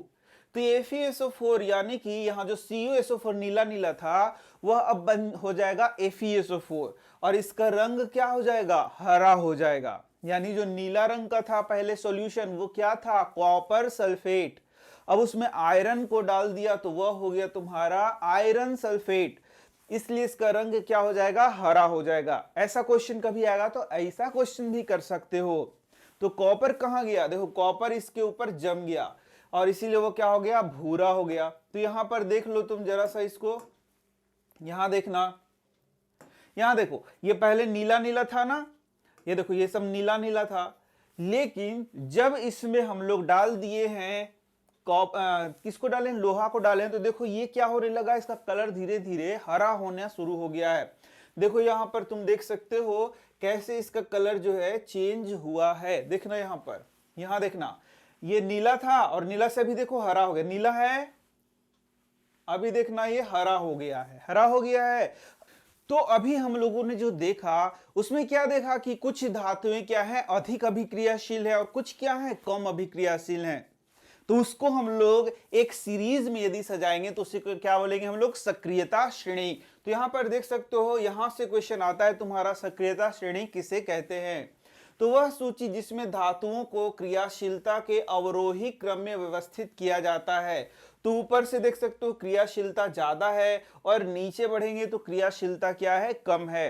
तो जैसे देख सकते हो sodium, potassium, calcium, magnesium, aluminium, zinc, ये क्या हो गया, ये ऊपर से क्रियाशील धातुएं हो गई और नीचे से Au और क्या है, Ag है। तो Au मतलब क्या हो गया, गोल्ड हो गया, और Ag मतलब क्या हो गया, सिल्वर हो गया, यानी चांदी हो गया। तो जो सोना है वह सबसे कम अभिक्रियाशील हो गया। ठीक इसी तरीके से जो चांदी है वह क्या हो गया, कम अभिक्रियाशील हो गया। तो यहां पर तुम देख सकते हो जैसे sodium, potassium, calcium, magnesium, aluminium, ये क्या है, ये ज्यादा अभिक्रियाशील धातुएं हैं। इसके बाद देख सकते हो जिंक, आयरन, Pb हो गया, कॉपर हो गया, Pb मतलब लेड, ये सब क्या हो गया, बीच का है, मतलब मध्यम अभिक्रियाशील है। जबकि तुम देख सकते हो Ag है, Au है, ये क्या हो गया, ये बहुत ही कम अभिक्रियाशील धातु हो गया। ठीक है, तो यहां पर अब हम लोग को आगे यह सीखना है कि कैसे इन धातुओं का निष्कर्षण होता है, तो वो आगे सिखाया जाएगा तुम्हें। अभी यहां पर हम लोग अपने नेक्स्ट टॉपिक को देख लेते हैं। अब धातुओं की अधातुओं के साथ अभिक्रिया कैसे होती है। तो जो धातु हैं वे अधातु के साथ कैसे अभिक्रिया करेंगे। जैसे मान लो ये है सोडियम और ये क्या है, क्लोरीन, तो ये हो गया धातु, ये हो गया अधातु। तो ये एक दूसरे से कैसे अभिक्रिया करेंगे, यहां से भी क्वेश्चन तुम्हारा एग्जाम में पूछा जाएगा, तो इसको बहुत ध्यान से समझना होगा। तो देख सकते हो तत्वों की अभिक्रियाशीलता संयोजकता कोष को पूर्ण करने की प्रवृत्ति के रूप में समझी जा सकती है। धातु के परमाणु अपने संयोजकता कोष से इलेक्ट्रॉन त्याग करते हैं और धनायन बनाते हैं। अधातु के परमाणु संयोजकता कोष में इलेक्ट्रॉन ग्रहण कर ऋणायन को बनाते हैं। बहुत इंपॉर्टेंट चीज है। अब ध्यान से तुम देखोगे, क्लास हम लोग चल जाएंगे 9th में और हम लोगों ने क्या पढ़ा है थोड़ा सा उसको देख लेंगे। तो हम लोगों ने क्या पढ़ा था बच्चों, जैसे मान लो सोडियम है तो इसका इलेक्ट्रॉनिक विन्यास लिखेंगे तो 2 8 और क्या हो जाएगा, 1 हो जाएगा। यदि हम लोग लिखेंगे कैल्शियम तो 2 8 8 और 2 इसका इलेक्ट्रॉनिक विन्यास है। तो मैंने तुम्हें क्या पढ़ाया था या तुमने कभी क्या पढ़ा था उस टाइम में कि यहां पर यह जो तत्व हैं, यह जो परमाणु है, वे क्या चाहते हैं कि उनका अष्टक पूरा हो जाए। क्या पूरा हो जाए, अष्टक पूरा हो जाए। हीलियम के केस में वह चाहता है, हीलियम नहीं जैसे लिथियम हो गया और फिर बोरोन हो गया, उनके केस में वो क्या चाहता है कि उसका ड्यूप्लेट पूरा हो जाए। तो यहां पर देख सकते हो ये अष्टक पूरा करने के चाह में एक इलेक्ट्रॉन को क्या करना चाहेगा, देना चाहेगा, यानी कि जो बाहरी कक्षा है उसके इलेक्ट्रॉन को देना चाहता है। ठीक है, ठीक इसी तरीके से जैसे कि एक इलेक्ट्रॉन दे देगा तो तो इसकी बाहरी कक्षा में कितना इलेक्ट्रॉन हो जाएगा? 8 इलेक्ट्रॉन। इसकी बाहरी कक्षा में कितना इलेक्ट्रॉन हो जाएगा? 8 इलेक्ट्रॉन। तो ठीक इसी तरीके से यहां पर यदि हम लोग बात करें तुम्हारा क्लोरीन की, तो क्लोरीन क्या होता है? 17। तो इसका इलेक्ट्रॉनिक विन्यास 2, 8 और 7 होता है। तो ये क्या करना चाहेगा? ये एक इलेक्ट्रॉन को लेना चाहेगा। ये क्या करेगा? एक इलेक्ट्रॉन को लेना चाहेगा, जिससे कि इसके लास्ट में क्या हो जाए? 8 इलेक्ट्रॉन हो जाए। तो यहां से तुम प्रश्न कर सकते हो कि ये 7 इलेक्ट्रॉन देना क्यों नहीं चाहेगा? यदि ये 7 इलेक्ट्रॉन दे तब भी इसका लास्ट में अंतिम कक्षा में 8 इलेक्ट्रॉन हो जाता है। तो ये 7 इलेक्ट्रॉन क्यों नहीं देना चाहेगा? तो इसका सिंपल सा आंसर यही है कि यदि ये 7 इलेक्ट्रॉन देगा तो बहुत ज्यादा ऊर्जा क्या होगा? खर्च होगा। इसीलिए ये क्या करेगा कि ये एक इलेक्ट्रॉन लेना चाहेगा। 7 इलेक्ट्रॉन देने के बदले क्या करेगा? एक इलेक्ट्रॉन लेना चाहेगा। तो अब बस सिंपल सा बात हो गया कि ये यहां देना चाहेगा, तो जब देगा इलेक्ट्रॉन तो ये बन जाएगा पॉजिटिव आयन, Na प्लस बन जाएगा, यानी एक इलेक्ट्रॉन इसने दे दिया। और क्लोरीन एक इलेक्ट्रॉन लेना चाहेगा तो बन जाएगा माइनस, यानी कि Cl माइनस आयन का निर्माण करेगा। ठीक है, तो इस प्रकार से ये बन गया आयन, धन आयन, और ये क्या बन गया? ऋण आयन। और तो भाई ये देगा तो किसको देगा? कोई लेने वाला चाहिए। और ये लेगा तो किससे लेगा? कोई देने वाला चाहिए। बिल्कुल। तो एक है देने वाला, एक है लेने वाला। तो देने वाला लेने वाला दोनों आपस में क्या हो जाएगा? मिल जाएगा। और ये दोनों मिलके क्या बना देंगे? यौगिक का निर्माण करेंगे। कैसे करेंगे? क्योंकि ये धनायन बन गया, ये ऋणायन बन गया, इनके बीच में बहुत बड़ा आकर्षण बल काम करेगा, जिससे कि ये यौगिक का निर्माण करेंगे। और इस प्रकार से जो यौगिक बनता है, जिसमें इलेक्ट्रॉन एक दे रहा है, दूसरा ले रहा है, एक दे रहा है, दूसरा ले रहा है, उस प्रकार के यौगिक को हम लोग क्या बोलते हैं? उस प्रकार के यौगिक को हम लोग बोलते हैं आयनिक यौगिक। क्या बोलते हैं बच्चे लोग? आयनिक यौगिक। तो मुझे लग रहा है तुम लोग कुछ कुछ समझ रहे हो, पूरा तो नहीं समझ रहे होगे, लेकिन कुछ तो जरूर समझ रहे हो। तो यही है आयनिक यौगिक। तो देखो क्या हुआ, आयनिक यौगिक में क्या हम लोगों ने सीखा? जब एक धातु एक अधातु के साथ प्रतिक्रिया करता है, तब वे आयनिक बॉन्ड का निर्माण करते हैं, जिसमें क्या होता है? इलेक्ट्रॉन का स्थानांतरण होता है, तथा बनने वाला यौगिक को हम लोग क्या बोलते हैं? आयनिक यौगिक कहते हैं। तो यहां एक लाइन और जोड़ना होगा, वैसा बॉन्ड यानी कि बंध जो कि इलेक्ट्रॉन के स्थानांतरण से बनता है। क्या लिखते हैं? इलेक्ट्रॉन के स्थानांतरण से बनता है। यानी एक इलेक्ट्रॉन दे रहा है, जैसे सोडियम है वो इलेक्ट्रॉन देगा, और क्लोरीन है उस इलेक्ट्रॉन को क्या करेगा? लेगा। तो एक इलेक्ट्रॉन देगा, दूसरा लेगा, तो इलेक्ट्रॉन का यहां पर क्या हो रहा है? स्थानांतरण हो रहा है। उस प्रकार से बने यौगिक को हम लोग क्या बोलते हैं? आयनिक यौगिक कहते हैं। और उस प्रकार के जो बॉन्ड बनते हैं उसे हम लोग बोलते हैं आयोनिक बॉन्ड। समझ रहे हो बात को? तो यहां पर अब क्वेश्चन आता है, बहुत इंपॉर्टेंट क्वेश्चन आता है। जैसे कि क्वेश्चन पूछेगा NaCl का निर्माण कैसे होता है। तो NaCl का निर्माण के लिए सबसे पहले क्या दिखाना है हम लोग को? सोडियम दिखाना है। और इसका क्या दिखाना है? इलेक्ट्रॉनिक विन्यास। तो 2, 8 और क्या होगा? 1 हो जाएगा। ये 11 लिखा हुआ है, ठीक है ना? अब देखना, अब यहां पर हम लोग सोडियम से क्या बनाएंगे? सोडियम आयन का निर्माण करेंगे, और प्लस एक इलेक्ट्रॉन क्या हो जा रहा है? यहां पर मुक्त हो रहा है कि नहीं हो रहा है? देखो, सोडियम से जब एक इलेक्ट्रॉन निकलेगा तो क्या बनेगा? सोडियम प्लस आयन बनेगा। अब ठीक इसी तरीके से क्लोरीन यहां 17 है, तो ये हो जाएगा 2, 8 और 7। और क्लोराइड आयन बच्चों कैसे बनता है? तो यहां पर प्लस में एक इलेक्ट्रॉन ले लेगा, सॉरी ये क्लोरीन हो गया, क्लोरीन में एक इलेक्ट्रॉन लेगा, तो इससे बन जाएगा क्लोराइड आयन। ठीक है, तो इसको हम लोग अब कैसे बनाएंगे? डॉट स्ट्रक्चर के द्वारा। तो जो सोडियम है उसका जो एक इलेक्ट्रॉन उसको ऐसे दिखाएंगे, और फिर जो क्लोरीन है उसमें कितना इलेक्ट्रॉन है? लास्ट में 7। तो 1, 2, 3, 4, 5, 6 और एक 7 दिखा देंगे, और ये एक इलेक्ट्रॉन को यहां पर हम लोग ट्रांसफर से दिखा देंगे। अब इसी से बन जाएगा तुम्हारा Na प्लस हो जाएगा इस तरीके से, और ये क्या हो जाएगा तुम्हारा Cl माइनस। ठीक है, यहां माइनस लिख देंगे। ठीक है, और इसमें सब दिखा देंगे इलेक्ट्रॉन को,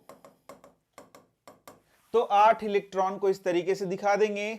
तो ये बन जाएगा तुम्हारा NaCl। क्या बन जाएगा? NaCl। इस तरीके से हम लोग यहां पर दिखाते हैं। बहुत इंपॉर्टेंट क्वेश्चन होता है बच्चों। अब यहां पर देख सकते हो, यदि मैग्नीशियम को दिखाना है तो Mg क्या हो गया? 282। ठीक है, मैग्नीशियम क्लोराइड का फॉर्मूला तुमको बनाना है, MgCl2 को बना करके दिखाइए। तो पहले मैग्नीशियम लिख देंगे और फिर क्लोरीन लिख देंगे और इसके आयन को दिखा देंगे, और फिर यहाँ मैग्नीशियम का 2 इलेक्ट्रॉन को दिखाएंगे और 2 क्लोरीन को दिखाएंगे। 1 इलेक्ट्रॉन यहाँ गया, 1 इलेक्ट्रॉन यहाँ गया, और ये बन गया Mg2+ और ये Cl-, ये 2 की संख्या में, इसलिए क्या करेंगे? 2 लिख देंगे। अब मान लो कि यहां पर तुम्हारा आ रहा है एक और क्वेश्चन। क्या क्वेश्चन आ गया? मान लो कि आ गया AlCl3 को दिखाइए, AlCl3 को दिखाइए। तो इसको कैसे दिखाएंगे? तो एल्युमिनियम हम जानते हैं कि एल्युमिनियम क्या होता है? एल्युमिनियम होता है तुम्हारा 13, यानी कि 2, 8 और 7। जब एल्युमिनियम से 3 इलेक्ट्रॉन निकलेगा, यहां पर इसको ऐसे कर दो थोड़ा सा कि एल्युमिनियम है, इससे क्या होगा? 3 इलेक्ट्रॉन निकलेगा, तो Al3+ प्लस क्या हो जाएगा? 3 इलेक्ट्रॉन। ठीक है, ये एल्युमिनियम के लिए हो गया। अब यहां पर क्लोरीन के लिए ठीक वैसे ही, क्लोरीन है, इसी में क्या होगा? 1 इलेक्ट्रॉन लेगा, तो ये क्या बन जाएगा? क्लोराइड आयन बनाएगा। तो यहाँ AlCl3 के लिए कितने एल्युमिनियम का, एक एल्युमिनियम से कितने इलेक्ट्रॉन निकल रहे हैं? 3। और वहां पर कितने क्लोरीन का आवश्यक होगा? 3। तो यहाँ पर एल्युमिनियम हम लोग 1 लिख देंगे और ऐसे 3 इसका इलेक्ट्रॉन को दिखा देंगे, और एक यहाँ Cl, Cl और Cl, 3 Cl को दिखाएंगे, और इसकी तरफ 7 इलेक्ट्रॉन को इस तरीके से क्रॉस करके दिखाते हैं बच्चा लोग। ठीक है, क्रॉस करके ऐसे इलेक्ट्रॉन को दिखा देंगे 7, और ये 1 इलेक्ट्रॉन ये ले लिया, 1 इलेक्ट्रॉन ये ले लिया और 1 इलेक्ट्रॉन ये ले लिया। तो ये हो जाएगा Al3+ हो जाएगा, और ये Cl- हो जाएगा। यहां सबको दिखा दो, 2, 2, 4, 2, 6 और 2, 8। ठीक है, और ऐसे कर दो, ये 3 की संख्या में हो जाएगा। तो ये हो जाएगा AlCl3। इसी तरीके से आयनिक बॉन्ड्स को हम लोग दिखाते हैं, और इस तरीके से आयनिक यौगिकों को हम लोग डॉट स्ट्रक्चर से दिखाते हैं। तो याद रखना, ये बहुत इंपॉर्टेंट है, तुम्हारे एग्जाम में कभी भी पूछा जाएगा।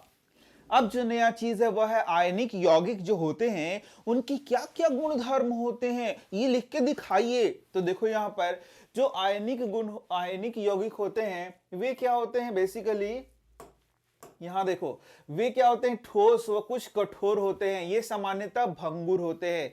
ये बेसिकली क्या होते हैं? भंगुर होते हैं, यानी कि ब्रिटल होते हैं, तोड़ने पे भरभरा जाएंगे। जैसे कि तुमने नमक देखा होगा, क्या नमक को हम लोग पीट करके उसका चादर बना सकते हैं? नहीं, वो भरभरा जाता है। ये आयनिक यौगिकों का गुण होता है। तो नमक क्या है? एक आयनिक यौगिक है। इसके बाद गलनांक एवं क्वथनांक। तो जो आयनिक यौगिक होते हैं उसके गलनांक और क्वथनांक काफी क्या होते हैं? उच्च होते हैं। जैसे देख सकते हो यहाँ पर ऑब्जेक्टिव के लिए कुछ क्वेश्चन यहाँ पर तुम देख सकते हो। ऑब्जेक्टिव के लिए क्या क्वेश्चन हो सकता है? जैसे यहां देख सकते हो कुछ क्वेश्चन आ सकता है ऑब्जेक्टिव में। NaCl है, इसका गलनांक क्या है? 1074, और क्वथनांक क्या है? 1686 केल्विन। तो एक आध दो तुम क्या कर सकते हो? याद कर सकते हो इसके गलनांक को, और फिर क्या याद कर सकते हो? इसके क्वथनांक को। ठीक है, समझ लिया। तीसरा, घुलनशीलता।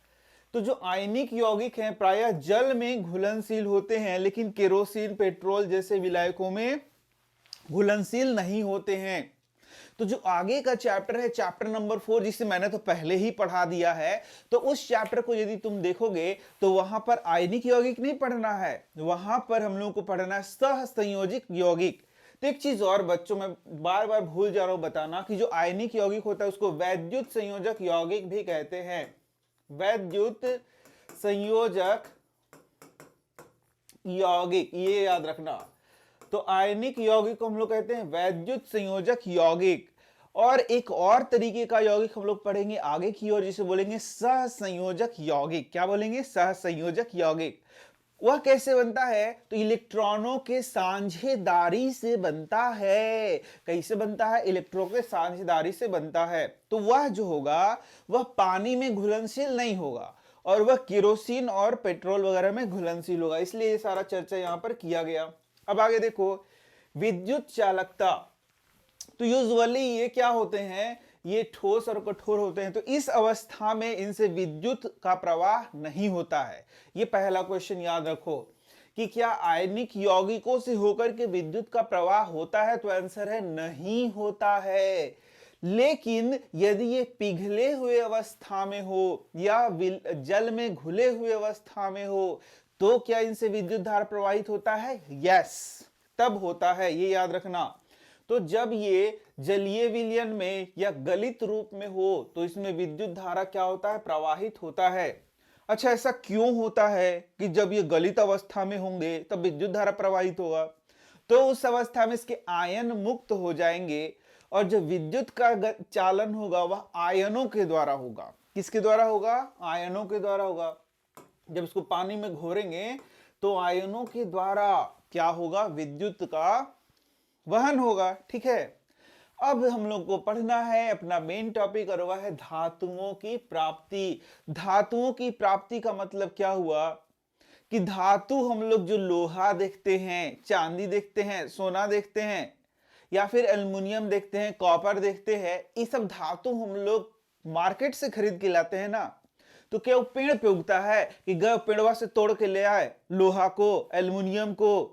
ऐसा होता है? जिंक को ऐसा होता है क्या? कॉपर को ऐसा होता है क्या? नहीं होता है। तो बच्चों ये बेसिकली निकलता है भूपरपट्टी से। जो हमारा भूपरपट्टी है ना, जो चट्टान है ना, वहां से मिलता है ये सब चीजवा, और इसको हम लोग कहते हैं खनिजवा। क्या कहते हैं? खनिजवा। तो खनिज क्या होता है सबसे पहले ये सीखेंगे हम लोग। तो यहां से 2-2 मार्क्स का क्वेश्चन आना शुरू हो जाएगा। तो जो भी खनिज किसे कहते हैं, अयस्क किसे कहते हैं, गैंग किसे कहते हैं, ये सब 2-2 नंबर का क्वेश्चन एकदम याद करते जाओ। तो सबसे पहले हम लोग पढ़ते हैं खनिज। तो खनिज भूपरपट्टी में प्राकृतिक रूप से उपस्थित तत्वों एवं यौगिकों को हम लोग क्या कहते हैं? खनिज कहते हैं। तो इसका मतलब हो गया कि जो भूपरपट्टी है हमारा, भूपरपट्टी समझ रहे हो, जो हमारा पृथ्वी है उसका ऊपरी जो भाग है, जहां पर ये जो चट्टाने हैं या फिर और भी चीजें हैं, वही हमारा भूपरपट्टी है। वहां पर जो तत्व या यौगिक रूप अलग अलग रूपों में पाए जाते हैं, उन्हें हम लोग क्या बोलते हैं? खनिज बोलते हैं।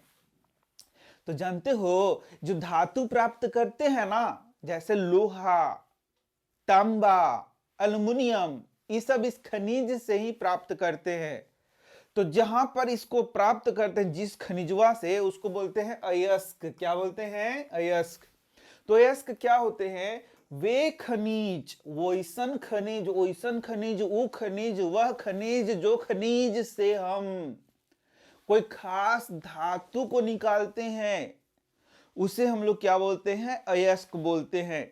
तो कैसे कैसे निकालते हैं? लाभकारी रूप से निकालते हैं। लाभकारी मतलब क्या हुआ कि लगाएंगे 100 रुपया मिलेगा 200 रुपया, उसको क्या बोलेंगे? लाभकारी रूप से। जैसे मान लो एगो चट्टान है, उसमें हम 1 लाख रुपए लगा के और 1 किलो क्या निकाल लिए? लोहा निकाल लिए। लोहा बिका 80 रुपया के और लग गया कितना? 1 लाख। तो लाभकारी होगा? नहीं। तो ऐसे खनिज को क्या हम लोग अयस्क कहेंगे? नहीं कहेंगे बउआ। तो अयस्क किसे कहेंगे? VVI क्वेश्चन है। 2 क्वेश्चन मैंने बता दिया, एक है खनिज और दूसरा क्या है? अयस्क। तो वैसे खनिज जिनमें धातु बहुत ज्यादा मात्रा में पाया जाता है और उसको निकालना क्या होता है? लाभकारी होता है, उसे हम लोग क्या बोलते हैं? अयस्क बोलते हैं। तो बच्चा लोग यहाँ अयस्क का नाम जो है सो तुमको नहीं पढ़ाया गया है। क्लास 10th में तुमको कोई अयस्क का नाम नहीं बताया गया है। जैसे तुम देख सकते हो मैग्नेटाइट, यहाँ पे मैंने दिखा दिया है चित्र में। तो ये जो चित्र है इसमें मैग्नेटाइट तुम देख सकते हो, यही है अयस्क। ऐसा दिखेगा अयस्क जब कोड़ काट के लाओगे तब। तो खनन करके जब लाओगे तो ये ऐसा दिखेगा मैग्नेटाइट अयस्क। और ये किस चीज का अयस्क है? तो लोहे का अयस्क है। हालांकि मैंने बता दिया ये तो तुमको पढ़ना ही नहीं है। जिंकाइट देखो जिंक का है, क्रोमाइट देखो क्रोमियम का है, ठीक है। तो तुम्हारा ये सारा जो दिख रहा है ये सब नाम है किस चीज का, अयस्क का नाम है। तो ये अयस्क का तो नाम है लेकिन हम लोग को तो पढ़ना ही नहीं है नाम। तो यहां पर एक तुमको आगे पढ़ना है, HGS का सिनेबार है। देखो HGS सिनेबार कहते हैं, ये तुम्हारा पारा, पारा होता है ना Hg, उसका क्या है, ये क्या है बताओ, अयस्क है। तो उसका नाम एगो पढ़ना है बस। अब देखो तो अयस्क को क्या करेंगे, अयस्क क्या हुआ, जो चट्टान है वही अयस्क है, जिसमें से हम लोगों को कोई धातु निकालना वही अयस्क है। दिखाया ना कैसा कैसा अयस्क है, चट्टान जैसा। तो अब क्या करेंगे कि उसको धातु को निकालना है, तो उसमें केमिकल प्रोसेस होगा। क्या प्रोसेस होगा, केमिकल प्रोसेस होगा। तो बेसिकली अब समझ लो अयस्क में क्या रहेगा।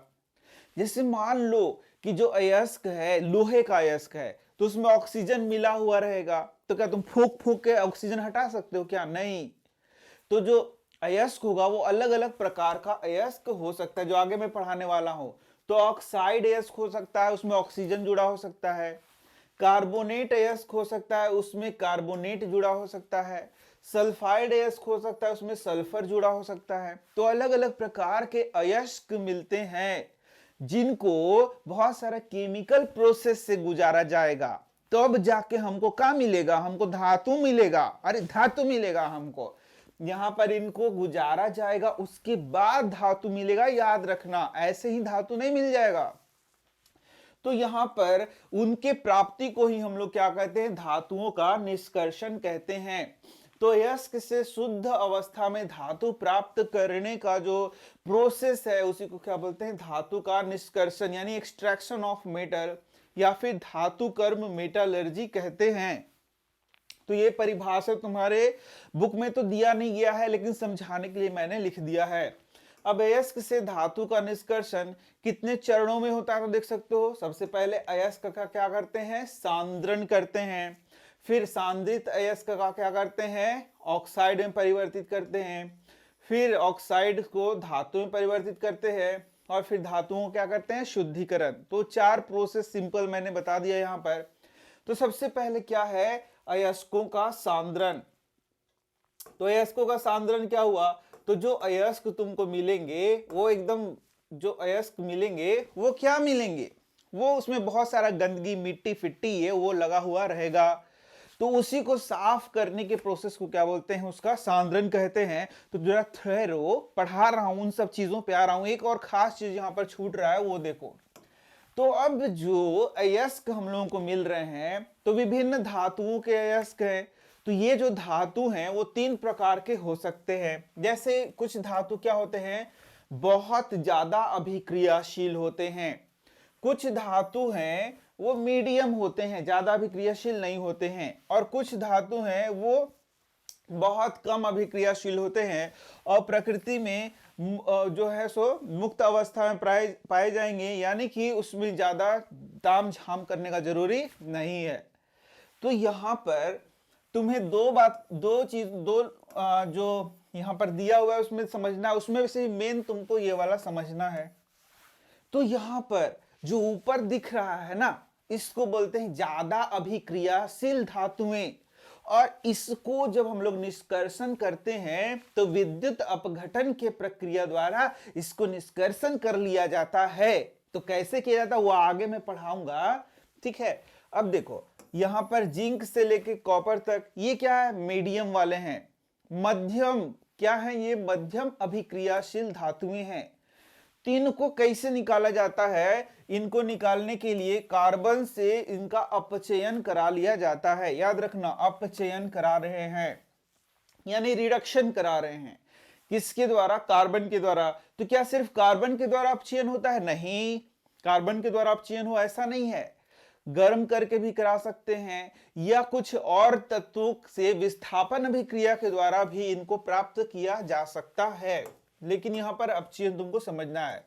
अब देखो यहां पर, तो सबसे पहले हम लोग क्या करेंगे, बीच वाला को पढ़ लेंगे। जो बीच वाला है ना इसी को समझ लेंगे, इसके बाद ऊपरी वाला को समझते रहेंगे। यहां देखना, यहीं से बहुत सारा क्वेश्चन तुम्हारा सॉल्व हो जाएगा ये देखो, तो जो हमारा अयस्क है वो तो बुझा गया तुमको कि अयस्क क्या है, कोई टेंशन नहीं। अब इसके बाद आ गया अयस्क का सांद्रण। तो जो अयस्क मिलेगा ना उसमें बहुत सारा गंदगी रहेगा, फिजिकल गंदगी, जैसे मिट्टी हो गया, बालू हो गया, फिर या फिर कुछ मैग्नेटिक पदार्थ हो गया, तो उसी को हटाएंगे इधर उधर से, तो उसी को बोलते हैं अयस्क का सांद्रण। क्या बोलते हैं? अयस्क का सांद्रण। तो आगे पढ़ोगे क्लास 12 में, बहुत सारे अलग अलग विधियां हैं जिसके द्वारा अयस्कों का सांद्रण किया जाता है। बहुत भारी भारी है भाई, अभी तो बच्चा वाला पढ़ रहे, एकदम बच्चा वाला। आगे की क्लासेस में बच्चा वाला कुछ नहीं मिलता है, बहुत भारी भारी मिलता है। तो क्या हो गया? अयस्कों का सांद्रण हो गया। अब यहां पर जो अयस्क मिलेगा 3 प्रकार का, उच्च, मध्यम और निम्न अभिक्रियाशील, ये मैंने बता दिया। तो अब ध्यान से देखना है तुमको, जो अयस्क मिल रहा है वह 3 प्रकार का होगा। या तो कार्बोनेट अयस्क होगा, या तो सल्फाइड अयस्क होगा, या तो ऑक्साइड अयस्क होगा। ऑक्साइड माने का? अरे ऑक्सीजन जुड़ल है तो ऑक्साइड हो गया, सल्फर जुड़ल है तो सल्फाइड हो गया, कार्बोनेट जुड़ल है तो कार्बोनेट हो गया। इसमें का भारी चीज है? अरे बहुत आसान है। इसमें का भारी चीज है? भारी है उसको वहां से हटाना, उसको हटाना भारी चीज है। तो उसको यहां दिया है जैसे इसे हम लोग को पढ़ लेना, हम लोग को थोड़ा ना हटाने जाना है। तो जिस दिन इंजीनियर बनोगे ना उस दिन जाना, अभी यहां पढ़ लो। तो बात सिंपल सा पढ़ाया गया है कि यदि तुम्हारे पास कार्बोनेट अयस्क है या सल्फाइड अयस्क है, कौन कौन अयस्क है जरा बताओ? कार्बोनेट अयस्क है और सल्फाइड अयस्क है, तो उससे जो धातु को निकालते हैं उसमें थोड़ा सा बहुत प्रॉब्लम आता है, उतना आसानी से धातु को नहीं निकाल पाते हैं। लेकिन यदि तुम्हारे पास धातु का ऑक्साइड है तो बल्ले बल्ले वहां पर ऑक्सीजन को क्या करेंगे? हटा देंगे। कैसे हटाते हैं? तो उसका अपचयन करा देते हैं। क्या करा देते हैं? अपचयन।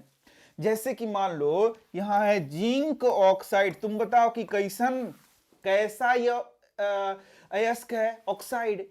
यदि इसमें कार्बन मिला देंगे तो ये हो जाएगा जिंक प्लस CO, यानी कि यहां से कार्बन के द्वारा इसका क्या करा दिया गया है? अपचयन करा दिया गया, अपचयन। और जैसे ही अपचयन करा दिया गया हमको क्या मिल गया? जिंक मिल गया। समझ में आया? हमको क्या मिल गया? जिंक मिल गया। तो इसी को तो कहते हैं अपचयन। इसमें क्या भारी था? कुछ नहीं भारी था। इसमें जो कार्बन है, कोक है, उसका उपयोग करेंगे और इसका अपचयन हो गया और हमको क्या मिल गया? धातु मिल गया। तो अब जरा बताओ, अब बताओ, तो यदि तुम्हारे पास ऑक्साइड धातु है तो एकदम खुश हो कि नाराज हो? बहुत खुशी है कि ऑक्साइड मिल गया धातु का। तो बढ़िया से क्या करना है? खाली उसको उपचयन करा देना है। उपचयन? अरे अपचयन करा देना है और तुमको धातु मिल जाएगा।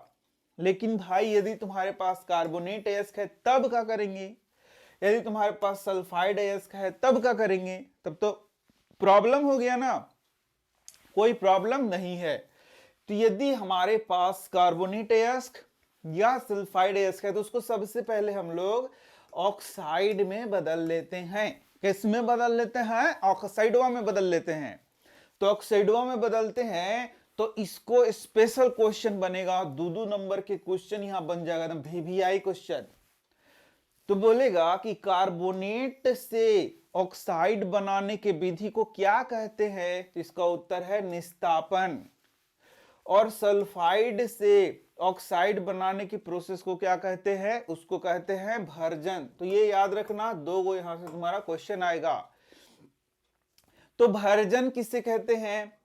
यहां देखना, भर्जन। और तो सल्फाइड अयस्क को वायु की उपस्थिति में अधिक ताप पर गर्म करने पर या ऑक्साइड में बदल जाता है, इसे हम लोग क्या बोलते हैं? भर्जन। VVI क्वेश्चन हो गया तुम्हारा कि क्या कह रहा है? सल्फाइड अयस्क है, उसको खूब वायु की उपस्थिति में बहुत तेज गर्म करने पर क्या होता है? वह ऑक्साइड में बदल जाता है, धातु के ऑक्साइड में बदल जाता है। इसी प्रोसेस को सल्फाइड से ऑक्साइड, सल्फाइड से ऑक्साइड, सल्फाइड से ऑक्साइड, क्या हो गया? भर्जन। कोई दिक्कत?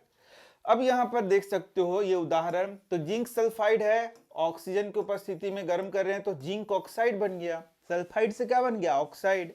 इस तरीके से HGS है सीने बार, जिसे हम लोगों ने बोला, दिखाया भी तुमको, तो उसको भी ताप किया तो क्या हो गया HgO, यानी कि क्या हो गया सल्फाइड से ऑक्साइड में बदल गया। कोई दिक्कत लग रहा है? नहीं। ए सर, यहाँ एक गैंग लिखा है, इसका मतलब क्या है? अरे भाई, जो हम लोगों ने क्या शुरू में देखा था कि सबसे पहले धात धात जो हम लोगों को मिल रहा है, क्या मिल रहा है जी? हम लोग को मिल रहा है अयस्क, उसमें बहुत सारा गंदगी था ना, उसको जो हटाते हैं तो उसको बोलते हैं अयस्क का सांद्रण। तो जो गंदगियां है ना, उसी को क्या बोलते हैं हम लोग? गैंग। तो पृथ्वी से जो खोन खोन के निकालते हैं खनिज अयस्क है, उसमें रेत है, मिट्टी है, बहुत सारे अशुद्धियां हैं, उन्हीं को हम लोग बोलते हैं गैंग। तो इसको मजाक मत समझना, ये भी आई क्वेश्चन हो गया तुम्हारा, जरूर पूछता है गैंग। भर्जन समझ में आ गया? तो बताओ तो जरा क्या बच गया? निस्तापन। तो निस्तापन क्या हो गया? कार्बोनेट अयस्क से ऑक्साइड अयस्क बनाएंगे तो इसमें सीमित वायु है, ये बात याद रखना। इसमें वायु क्या हो गया? सीमित वायु रख करके बहुत तेज गर्म करेंगे तो उसको हम लोग क्या बोलते हैं? निस्तापन। ठीक है। अब यहां देखो, जैसे कि जिंक कार्बोनेट हो गया, तो कार्बोनेट अयस्क से ऑक्साइड, कार्बोनेट से ऑक्साइड, तो ये बन गया ऑक्साइड, तो इसी को हम लोग क्या बोलेंगे? निस्तापन। अब देखना, अपचयन जो मैंने बता दिया, जब ऑक्साइड बन गया तो उसका क्या करा देंगे? अपचयन करा देंगे। तो ये हो गया तुम्हारा जिंक ऑक्साइड है, इसका अपचयन करा दिया तो क्या बन गया तुम्हारा? जिंक हमें प्राप्त हो गया। कोई दिक्कत है क्या? तो इस तरीके से तुमने देखा, क्या क्या देखा? यहां देखो, भर्जन हो गया और निस्तापन हो गया। यहां पर जो टेम्परेचर है वह भी बहुत हाई है, यहाँ भी टेम्परेचर हाई है। यहाँ वायु क्या है? सीमित है। यहाँ वायु को बहुत ज्यादा अमाउंट में लिया गया, क्या बन गया? ऑक्साइड बन गया। ऑक्साइड से क्या किया? धातु का अपचयन किया और हमको क्या मिल गया? धातु मिल गया। अब उस धातु को हम लोग क्या करते हैं? शुद्धिकरण, जो कि आगे पढ़ाया जाएगा। अब जो उच्च अभिक्रियाशील धातु है उसको आगे पढ़ाया जा रहा है, तो यहां से ऑब्जेक्टिव के रूप में देख लो कि उच्च अभिक्रियाशील धातुओं को गलित अवस्था में उसका क्या कराया जाता है? विद्युत अपघटन, जिससे हमको क्या मिलता है? शुद्ध धातु। ये भी क्वेश्चन हो सकता है ऑब्जेक्टिव के लिए। यहां भी देख सकते हो, निम्न अभिक्रियाशील जो धातुएं हैं, यदि सल्फाइड अयस्क है तो भर्जन कराएंगे, धातु मिला और क्या करेंगे? उसको साफ सफाई करेंगे, मतलब कि प्यूरिफाई करेंगे लास्ट में। कोई दिक्कत नहीं है। चलो हम लोग आगे बढ़ते हैं। तो ये सब समझ में आ गया, गैंग समझ में आ गया, भर्जन निस्तापन समझ में आ गया। अब चलो, अब हम लोग देखते हैं दो नाम। पहला सिनेबार हो गया, ठीक है। तो सिनेबार HGS को कहते हैं, ये तुम्हारा बुक का ही सीधे क्वेश्चन हो गया कि HGS क्या है? सिनेबार, जो कि क्या है? मरकरी यानी कि पारा का क्या है? यह एक अयस्क है। तो यहां पर ये कैसा अयस्क है, जरा जल्दी से बताओ? यस, सल्फाइड अयस्क है। तो सल्फाइड अयस्क को क्या करते हैं हम लोग? बोलो, इसको क्या करते हैं? ऑक्साइड में बदलते हैं। पहले भी मैंने बताया था कि सल्फाइड अयस्क को क्या करेंगे? ऑक्साइड में बदलेंगे और ऑक्साइड को क्या करेंगे? अपचयन कराएंगे। तो ऑक्साइड को अपचयन कराने के लिए यहाँ कार्बन नहीं डालना है, सीधे इसको हीट करना है और तुमको क्या प्राप्त हो जाएगा? Hg प्राप्त हो जाएगा। तो इसको तुम याद कर लो, क्योंकि ये एग्जाम के लिए बहुत ही जरूरी है। इसके बाद Cu2S यानी कि कॉपर ग्लांस है, और ये क्या है तुम्हारा? कॉपर का, कॉपर यानी कि तांबा, उसका अयस्क है। तो कॉपर ग्लांस को क्या करना है? इसको सल्फाइड अयस्क है, इसको भी ऑक्सीजन की उपस्थिति में गर्म करेंगे तो ये कॉपर ऑक्साइड बनेगा। अब यहां पर भी हम लोग कार्बन के द्वारा इसका अपचयन नहीं कराते, बल्कि Cu2S ही इसमें डाल दिया जाता है, तो वही इसको अपचयन करा देगा और हमको क्या मिल जाएगा? Cu मिल जाएगा। तो बच्चों, अभी हम लोगों ने क्या देखा कि जो ऑक्साइड अयस्क हम लोगों को मिला, उसमें से हम लोगों को जो धातु को अलग करना था, तो कार्बन के द्वारा हम लोगों ने क्या कराया था? अपचयन कराया था। एक और तरीका देखा कि हम लोगों ने उसको गर्म किया था तो हम लोगों को धातु मिला था। लेकिन एक और तरीका है जिसे हम लोग बोलते हैं विस्थापन अभिक्रिया, और विस्थापन अभिक्रिया के द्वारा यहां पर हम लोग धातु को प्राप्त कर सकते हैं। तो विस्थापन अभिक्रिया कैसे होता है? तुम्हें पता है कि ज्यादा अभिक्रियाशील तत्व कम अभिक्रियाशील तत्व को वहां से हटा देता है, तो यही है विस्थापन अभिक्रिया। तो यहां पर जैसे तुम देख सकते हो कि यहां पर क्या है? एल्युमिनियम है, वह आयरन से क्या है, ज्यादा अभिक्रियाशील है। तो आयरन को यहां से हटा दिया और यहां पर एल्युमिनियम ऑक्साइड बना दिया, तो इस तरीके से हमें आयरन प्राप्त हो रहा है। तो इस प्रकार से यहां पर यह जो अभिक्रिया है, यह विस्थापन अभिक्रिया है, जिसके द्वारा हम लोगों को क्या मिल रहा है, धातु मिल रहा है। लेकिन यहां पर यह बहुत ज्यादा हीट यहां पर प्रोड्यूस होता है, इसलिए इसका नाम एक और पड़ा है, इसको बोलते हैं थर्मिट अभिक्रिया। क्या बोलते हैं, थर्मिट रिएक्शन।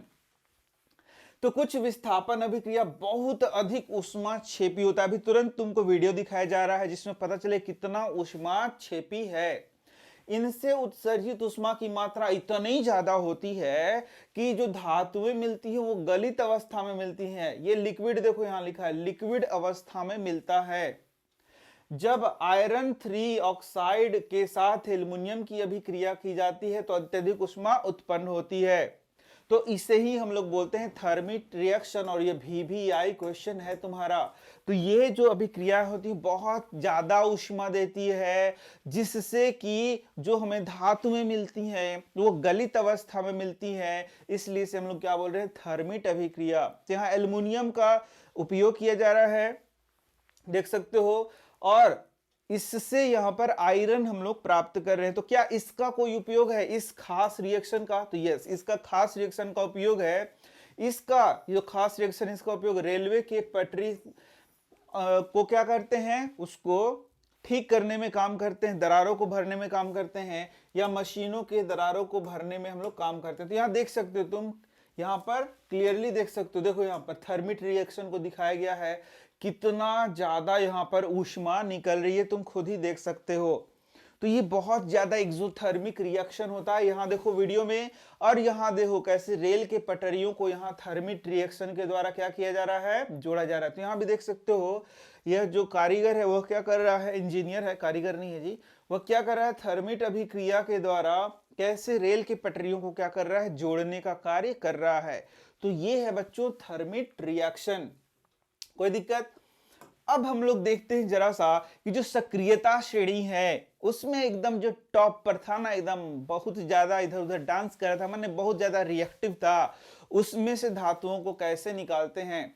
तो अभिक्रियाशीलता श्रेणी में सबसे ऊपर स्थित धातुएं जैसे कौन कौन था तुम्हारा, sodium, magnesium, calcium, aluminium. Aluminium बहुत ज्यादा क्या है, रिएक्टिव है। आदि ऑक्साइड का अपचयन कर उन्हें धातुओं में परिवर्तित नहीं किया जा सकता है। तो इनको कार्बन के द्वारा अपचयित नहीं किया जा सकता। यहां से पहला क्वेश्चन तुम्हारा बन जाएगा, पूछेगा कि कुछ धातु जैसे सोडियम है, मैग्नीशियम है, कैल्शियम है, क्या धातु के ऑक्साइड हैं, क्या इनको कार्बन के द्वारा अपचयित कर सकते हैं? तो तुम एकदम एकदम ऐसे ही बोल देना कि ना, नहीं कर सकते हैं। ठीक है, तो क्यों नहीं कर सकते हैं? तो यहां पर बोलता है इन धातुओं की बंधुता कार्बन की अपेक्षा ऑक्सीजन के प्रति अधिक होती है। तो ऑक्सीजन वहां छोड़बे नहीं करेगा, बोलेगा हम ऑक्सीजन को छोड़बे नहीं करेंगे। अरे भाई, तो ऑक्सीजन को छोड़बे नहीं करेगा तो कार्बन कितनों कोशिश करेगा कि ऑक्सीजन वहां छोड़, ऑक्सीजन वहां छोड़, ऑक्सीजन वहां छोड़। तो बोलेगा जैसे कि एल्युमिनियम ऑक्साइड, मान लो कि कैल्शियम ऑक्साइड है, CaO है, तो ये बोलेगा और कार्बन यहां आया है, दुश्मन। किसका दुश्मन? इसका दुश्मन, इन दोनों के बीच के बंधन का दुश्मन। बोलेगा कि ऑक्सीजन वहां हटाओ हटाओ हटाओ। तो ऑक्सीजन और कार्बन कैल्शियम के बीच में बंधुता क्या है, बहुत टाइट है। बोलेगा कि टूटबे नहीं करेंगे तो कुछो कर ले। तो इसका मतलब क्या हो गया कि यहाँ कार्बन आएगा, बेचारा कोशिश करते रह जाएगा, मुंह जाएगा, लेकिन बेचारा कुछ भी नहीं कर पाएगा। समझ में आ रहा है? तो सिंपल सा आंसर क्या हो गया कि ये जो तत्व हैं, ये जो धातुएं हैं, उनका ऑक्सीजन से बड़ा एकदम गहरा रिश्ता नाता है, बहुत ज्यादा बंधुता है। तो कार्बनवा बेचारा कुछ नहीं कबाड़ पाता है, वो निकल लेता है। तो इसको फिर अलग कैसे किया जाए? तो अलग किया जाए, मैंने शुरू में ही बताया कि वैद्युत अपघटन के द्वारा इन्हें प्राप्त किया जाता है। तो यहां देख सकते हो इन धातुओं के, हाँ हो गया ना। उदाहरण के लिए सोडियम, मैग्नीशियम एवं कैल्शियम को उनके गलित क्लोराइडों के विद्युत अपघटन से प्राप्त किया जाता है। तो इनको गलित क्लोराइडों के विद्युत अपघटन से हम लोग क्या करते हैं, प्राप्त करते हैं। कोई दिक्कत लग रहा है क्या? नहीं ना? तो बस वही विद्युत अपघटन के द्वारा इन्हें हम लोग क्या कर लेंगे, प्राप्त कर लेंगे। कोई दिक्कत नहीं है, बहुत अच्छा। अब धातुओं का परिष्करण, धातुओं का परिष्करण मतलब धातु तो मिल गया, अरे लेकिन उसमें बहुत सारा गंदगी अभियो है, शुद्ध नहीं है, तो उसको शुद्ध कैसे किया जाएगा, उसी को हम लोग बोलेंगे धातुओं का परिष्करण। धातुओं से अपद्रव्य को हटाने के लिए सबसे अधिक उपयोगी विधि विद्युत अपघटनी परिष्करण है। तो अलग अलग विधि होगा, लेकिन हम लोग को पढ़ना है विद्युत अपघटनी परिष्करण। तो यहां पर जैसे कि मान लो कॉपर का हम लोग को विद्युत अपघटन करना है, तो कैसे करते हैं, तो इसके लिए बच्चे लोग हम लोग एनोड बनाते हैं, कैथोड बनाते हैं, और इसमें इलेक्ट्रोलाइट यानी कि कुछ विलयन को डालते हैं। तो यहां पर सल्फ्यूरिक अम्ल जो है, पहले तो समझ, तो यहां पर देखो, यहां पर हम लोग एनोड और कैथोड के रूप में कॉपर को लगाएंगे। अब ये जो कॉपर है वो कैसा होगा, एक तो कॉपर तुम्हारे पास ऐसा है जो कि बहुत ज्यादा मात्रा में जो कि अशुद्ध है, तो अशुद्ध कॉपर को हम लोग एनोड के रूप में लगा देंगे, तो मोटे मोटे रहेगा। ये देखो मोटा मोटा कॉपर है जो कि अशुद्ध कॉपर है। कैसा कॉपर है बच्चा लोग, अशुद्ध कॉपर, जिसको हम लोग लगाएंगे एनोड। और शुद्ध कॉपर एकदम पतला रहेगा, एकदम पतला पतला रहेगा, वो हो जाएगा शुद्ध कॉपर, उसको लगा देंगे कैथोड। याद रखना, जो मोटा है और जिसमें गंदगी है, जो अशुद्ध है, वह क्या हो जाएगा एनोड, और जो शुद्ध कॉपर हो जाएगा वह क्या हो जाएगा कैथोड। और इसमें इलेक्ट्रोलाइट के रूप में हम लोग क्या डाल देंगे, अम्लीय कॉपर सल्फेट विलयन को डाल देंगे। अब इलेक्ट्रोलाइट क्या हो गया, विद्युत अपघट्य हो गया, यानी कि जैसे ही इससे विद्युत धारा प्रवाहित की जाएगी, ये CuSO4 टूटना शुरू हो जाएगा, और इसी में से जो Cu है, यहां देखो आयंस यहां पर चलना शुरू हो जाएगा। ठीक है, तो यही जो आयन है कॉपर आयन, वो यहां जमा होते जाएगा, जमा होते जाएगा। कहां जमा होते जाएगा, कैथोड पर जमा होते जाएगा, और ये जो मोटका है वो पतला पतला पतला पतला होते जाएगा, और सब गंदगी का हो जाएगा यहाँ पर एनोड पंख के रूप में जमा हो जाएगा, नीचे एनोड के नीचे एनोड पंख के रूप में जमा हो जाएगा। ठीक है, यहां देखना फिर से समझ में आ जाएगा तुम्हें। एनोड क्या होता है, ये गंदा, गंदा नहीं बोलेंगे, अशुद्ध कॉपर होता है। तो जैसे ही विद्युत धारा प्रवाहित की जाती है, तो यहां पर जो CuSO4 है वह टूटता है और Cu2+ आयन का निर्माण करता है। साथ ही साथ यहां पर जो कॉपर है, यह भी क्या करता है, इलेक्ट्रॉन को मुक्त करेगा, और इलेक्ट्रॉन इधर जाते रहेगा, और ये जो है Cu2+ आयन का निर्माण करता है, ये जो कॉपर है शुद्ध वाला, अशुद्ध वाला।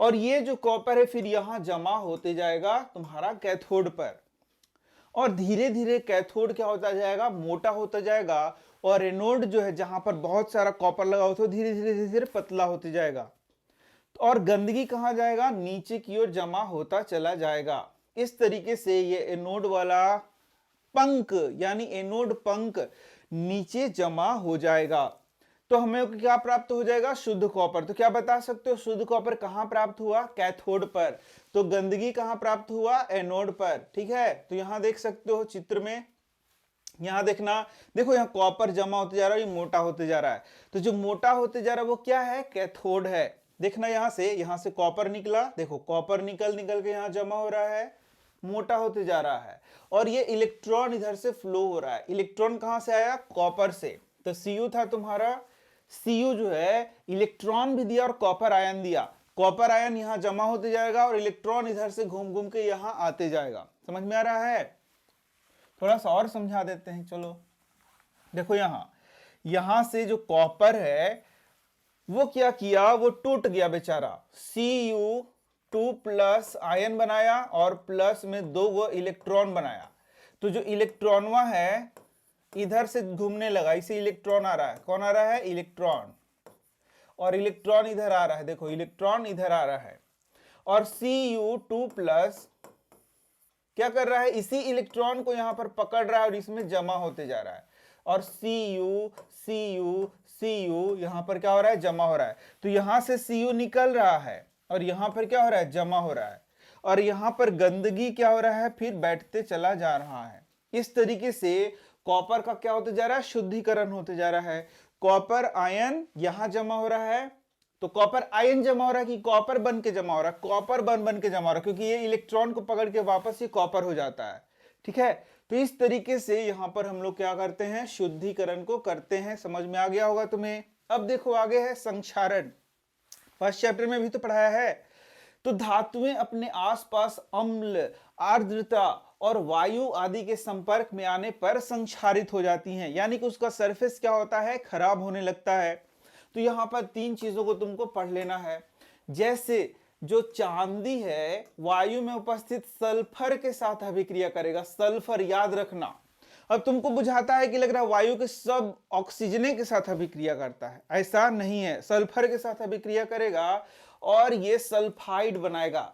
तो चांदिया जो है वो क्या बनाएगा, सल्फाइड बनाएगा और वो करिया हो जाएगा, काला काला हो जाएगा। याद रखना, रंग भी याद रखना और क्या बनाएगा यह भी याद रखना। तो कॉपर क्या बनाता है, यह आर्द्र कार्बन डाइऑक्साइड से रिएक्शन करके कार्बोनेट बना देता है। क्या बना देता है, कार्बोनेट, और हरियर हरियर जम जाता है, हरा हरा रंग का इसमें क्या हो जाता है, परत चढ़ जाता है। अब जो लोहा है वह आर्द्र वायु से संपर्क में आता है। आर्द्र वायु मतलब वायु और प्लस पानी दोनों के संपर्क में आएगा और भूरे रंग का इस पर क्या होगा, ऑक्साइड का लेयर चढ़ जाएगा। तो तीनों बात याद रखना, एकदम VVI है।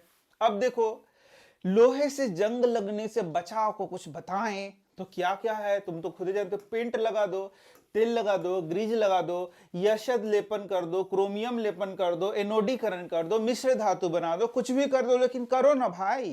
तो इसमें कुछ कुछ दिक्कत है क्या, यशद लेपन में तुमको दिक्कत है। यशद लेपन मतलब गैल्वेनाइजेशन। तो जैसे कि लोहे में इस्पात को जंग से सुरक्षा करने के लिए इसके ऊपर जिंक का लेयर चढ़ा दिया जाता है। किसका, जस्ते का लेयर चढ़ा दिया जाता है। इसी को कहते हैं हम लोग यशद लेपन। क्या बोलते हैं, यशद लेपन। देखो कितना आसान है, यहां देखना, यहां देख सकते हो तुम लोग, देखो यहां कैसे यशद लेपन किया जा रहा है। देखो यहां कैसे कैसे इसमें लोहा था ना, इस पर जिंक का लेयर चढ़ा दिया गया। देख लो क्या होगा इससे फायदा, अरे भाई इससे क्या फायदा होगा, अरे इससे फायदा होगा कि इसके ऊपर क्या होगा, जंग नहीं लगेगा। ठीक है, अब चलो, मिश्र धातु क्या होता है, तो जब धातुओं को, दो या दो से अधिक धातुओं को क्या करते हैं, अलग अलग अनुपातों में मिश्रण करते हैं, तो इसे क्या बोलते हैं, मिश्र धातु कहते हैं। तो मिश्र धातु का उपयोग अलग अलग रूपों में होता है। जैसे कि मान लो लोहा है, तो लोहा को कठोर करने के लिए उसमें क्या किया जाता है, कुछ मात्रा में कार्बन को मिला दिया जाता है, जिससे लोहा क्या हो, कठोर हो जाए और उसको हम लोग उपयोग में ला सकें। तो इस तरीके से मिश्र धातु दो या दो से अधिक धातु या धातु और अधातु के समांगी मिश्रण होते हैं, और लोहा में सूक्ष्म मात्रा में, तो ये तो मैंने बता दिया। तो इस तरीके से ये सारे क्वेश्चन क्या है, बहुत ही इंपॉर्टेंट है, जो कि एग्जाम में पूछे जाएंगे। यहां से तो जरूर पूछा जाएगा क्योंकि ये ऑब्जेक्टिव बनता है। तो लोहा प्लस निकेल और क्रोमियम क्या बन गया, स्टील। कॉपर प्लस जिंक क्या हो गया, पीतल। कॉपर प्लस टिन क्या हो गया, कांसा। लेड प्लस टिन क्या हो गया, लेड प्लस टिन क्या हो गया, सोल्डर। और इस सोल्डर का उपयोग क्या करते हैं, जो तुम्हारा इलेक्ट्रिशियन होते हैं या फिर तुम्हारा जो तार वगैरह कहीं जोड़ना होता है, तो उसमें सोल्डिंग आयरन होता है, उसमें इसका उपयोग किया जाता है। अब मरकरी, यदि मिश्र धातु में एक चीज मरकरी हो तो इसी को बोलते हैं अमलगम। क्या बोलते हैं, अमलगम। तो ये तुम्हारा VVI क्वेश्चन हो गया, सब VVI इसमें। तो बच्चों, यदि तुम्हें हमारा वीडियो पसंद आ रहा है तो सब्सक्राइब मत करो, लाइक मत करो, शेयर मत करो, अरे कुछ भी मत करो। तो बस इतना मेहनत करें टीचर नहीं, थोड़ा सा तुम मेहनत करो हमारे लिए। तो सब्सक्राइब कर दो, लाइक शेयर कर दो, थोड़ा सा चैनल को ऊपर उठाओ। बहुत कम सब्सक्राइबर हैं, बहुत साधारण सा चैनल है, थोड़ा सा तुम लोग को काम करना पड़ेगा इस पर, जिससे कि हम और अच्छे अच्छे वीडियोस तुम्हारे लिए ला सकें और मेहनत कर सकें। ठीक है, तो मैं मिल रहा हूं तुमसे नेक्स्ट वीडियो में। डिस्क्रिप्शन देख लेना, उसमें तुम्हें PDF का लिंक मिल जाएगा, वहां से तुम ले सकते हो। धन्यवाद।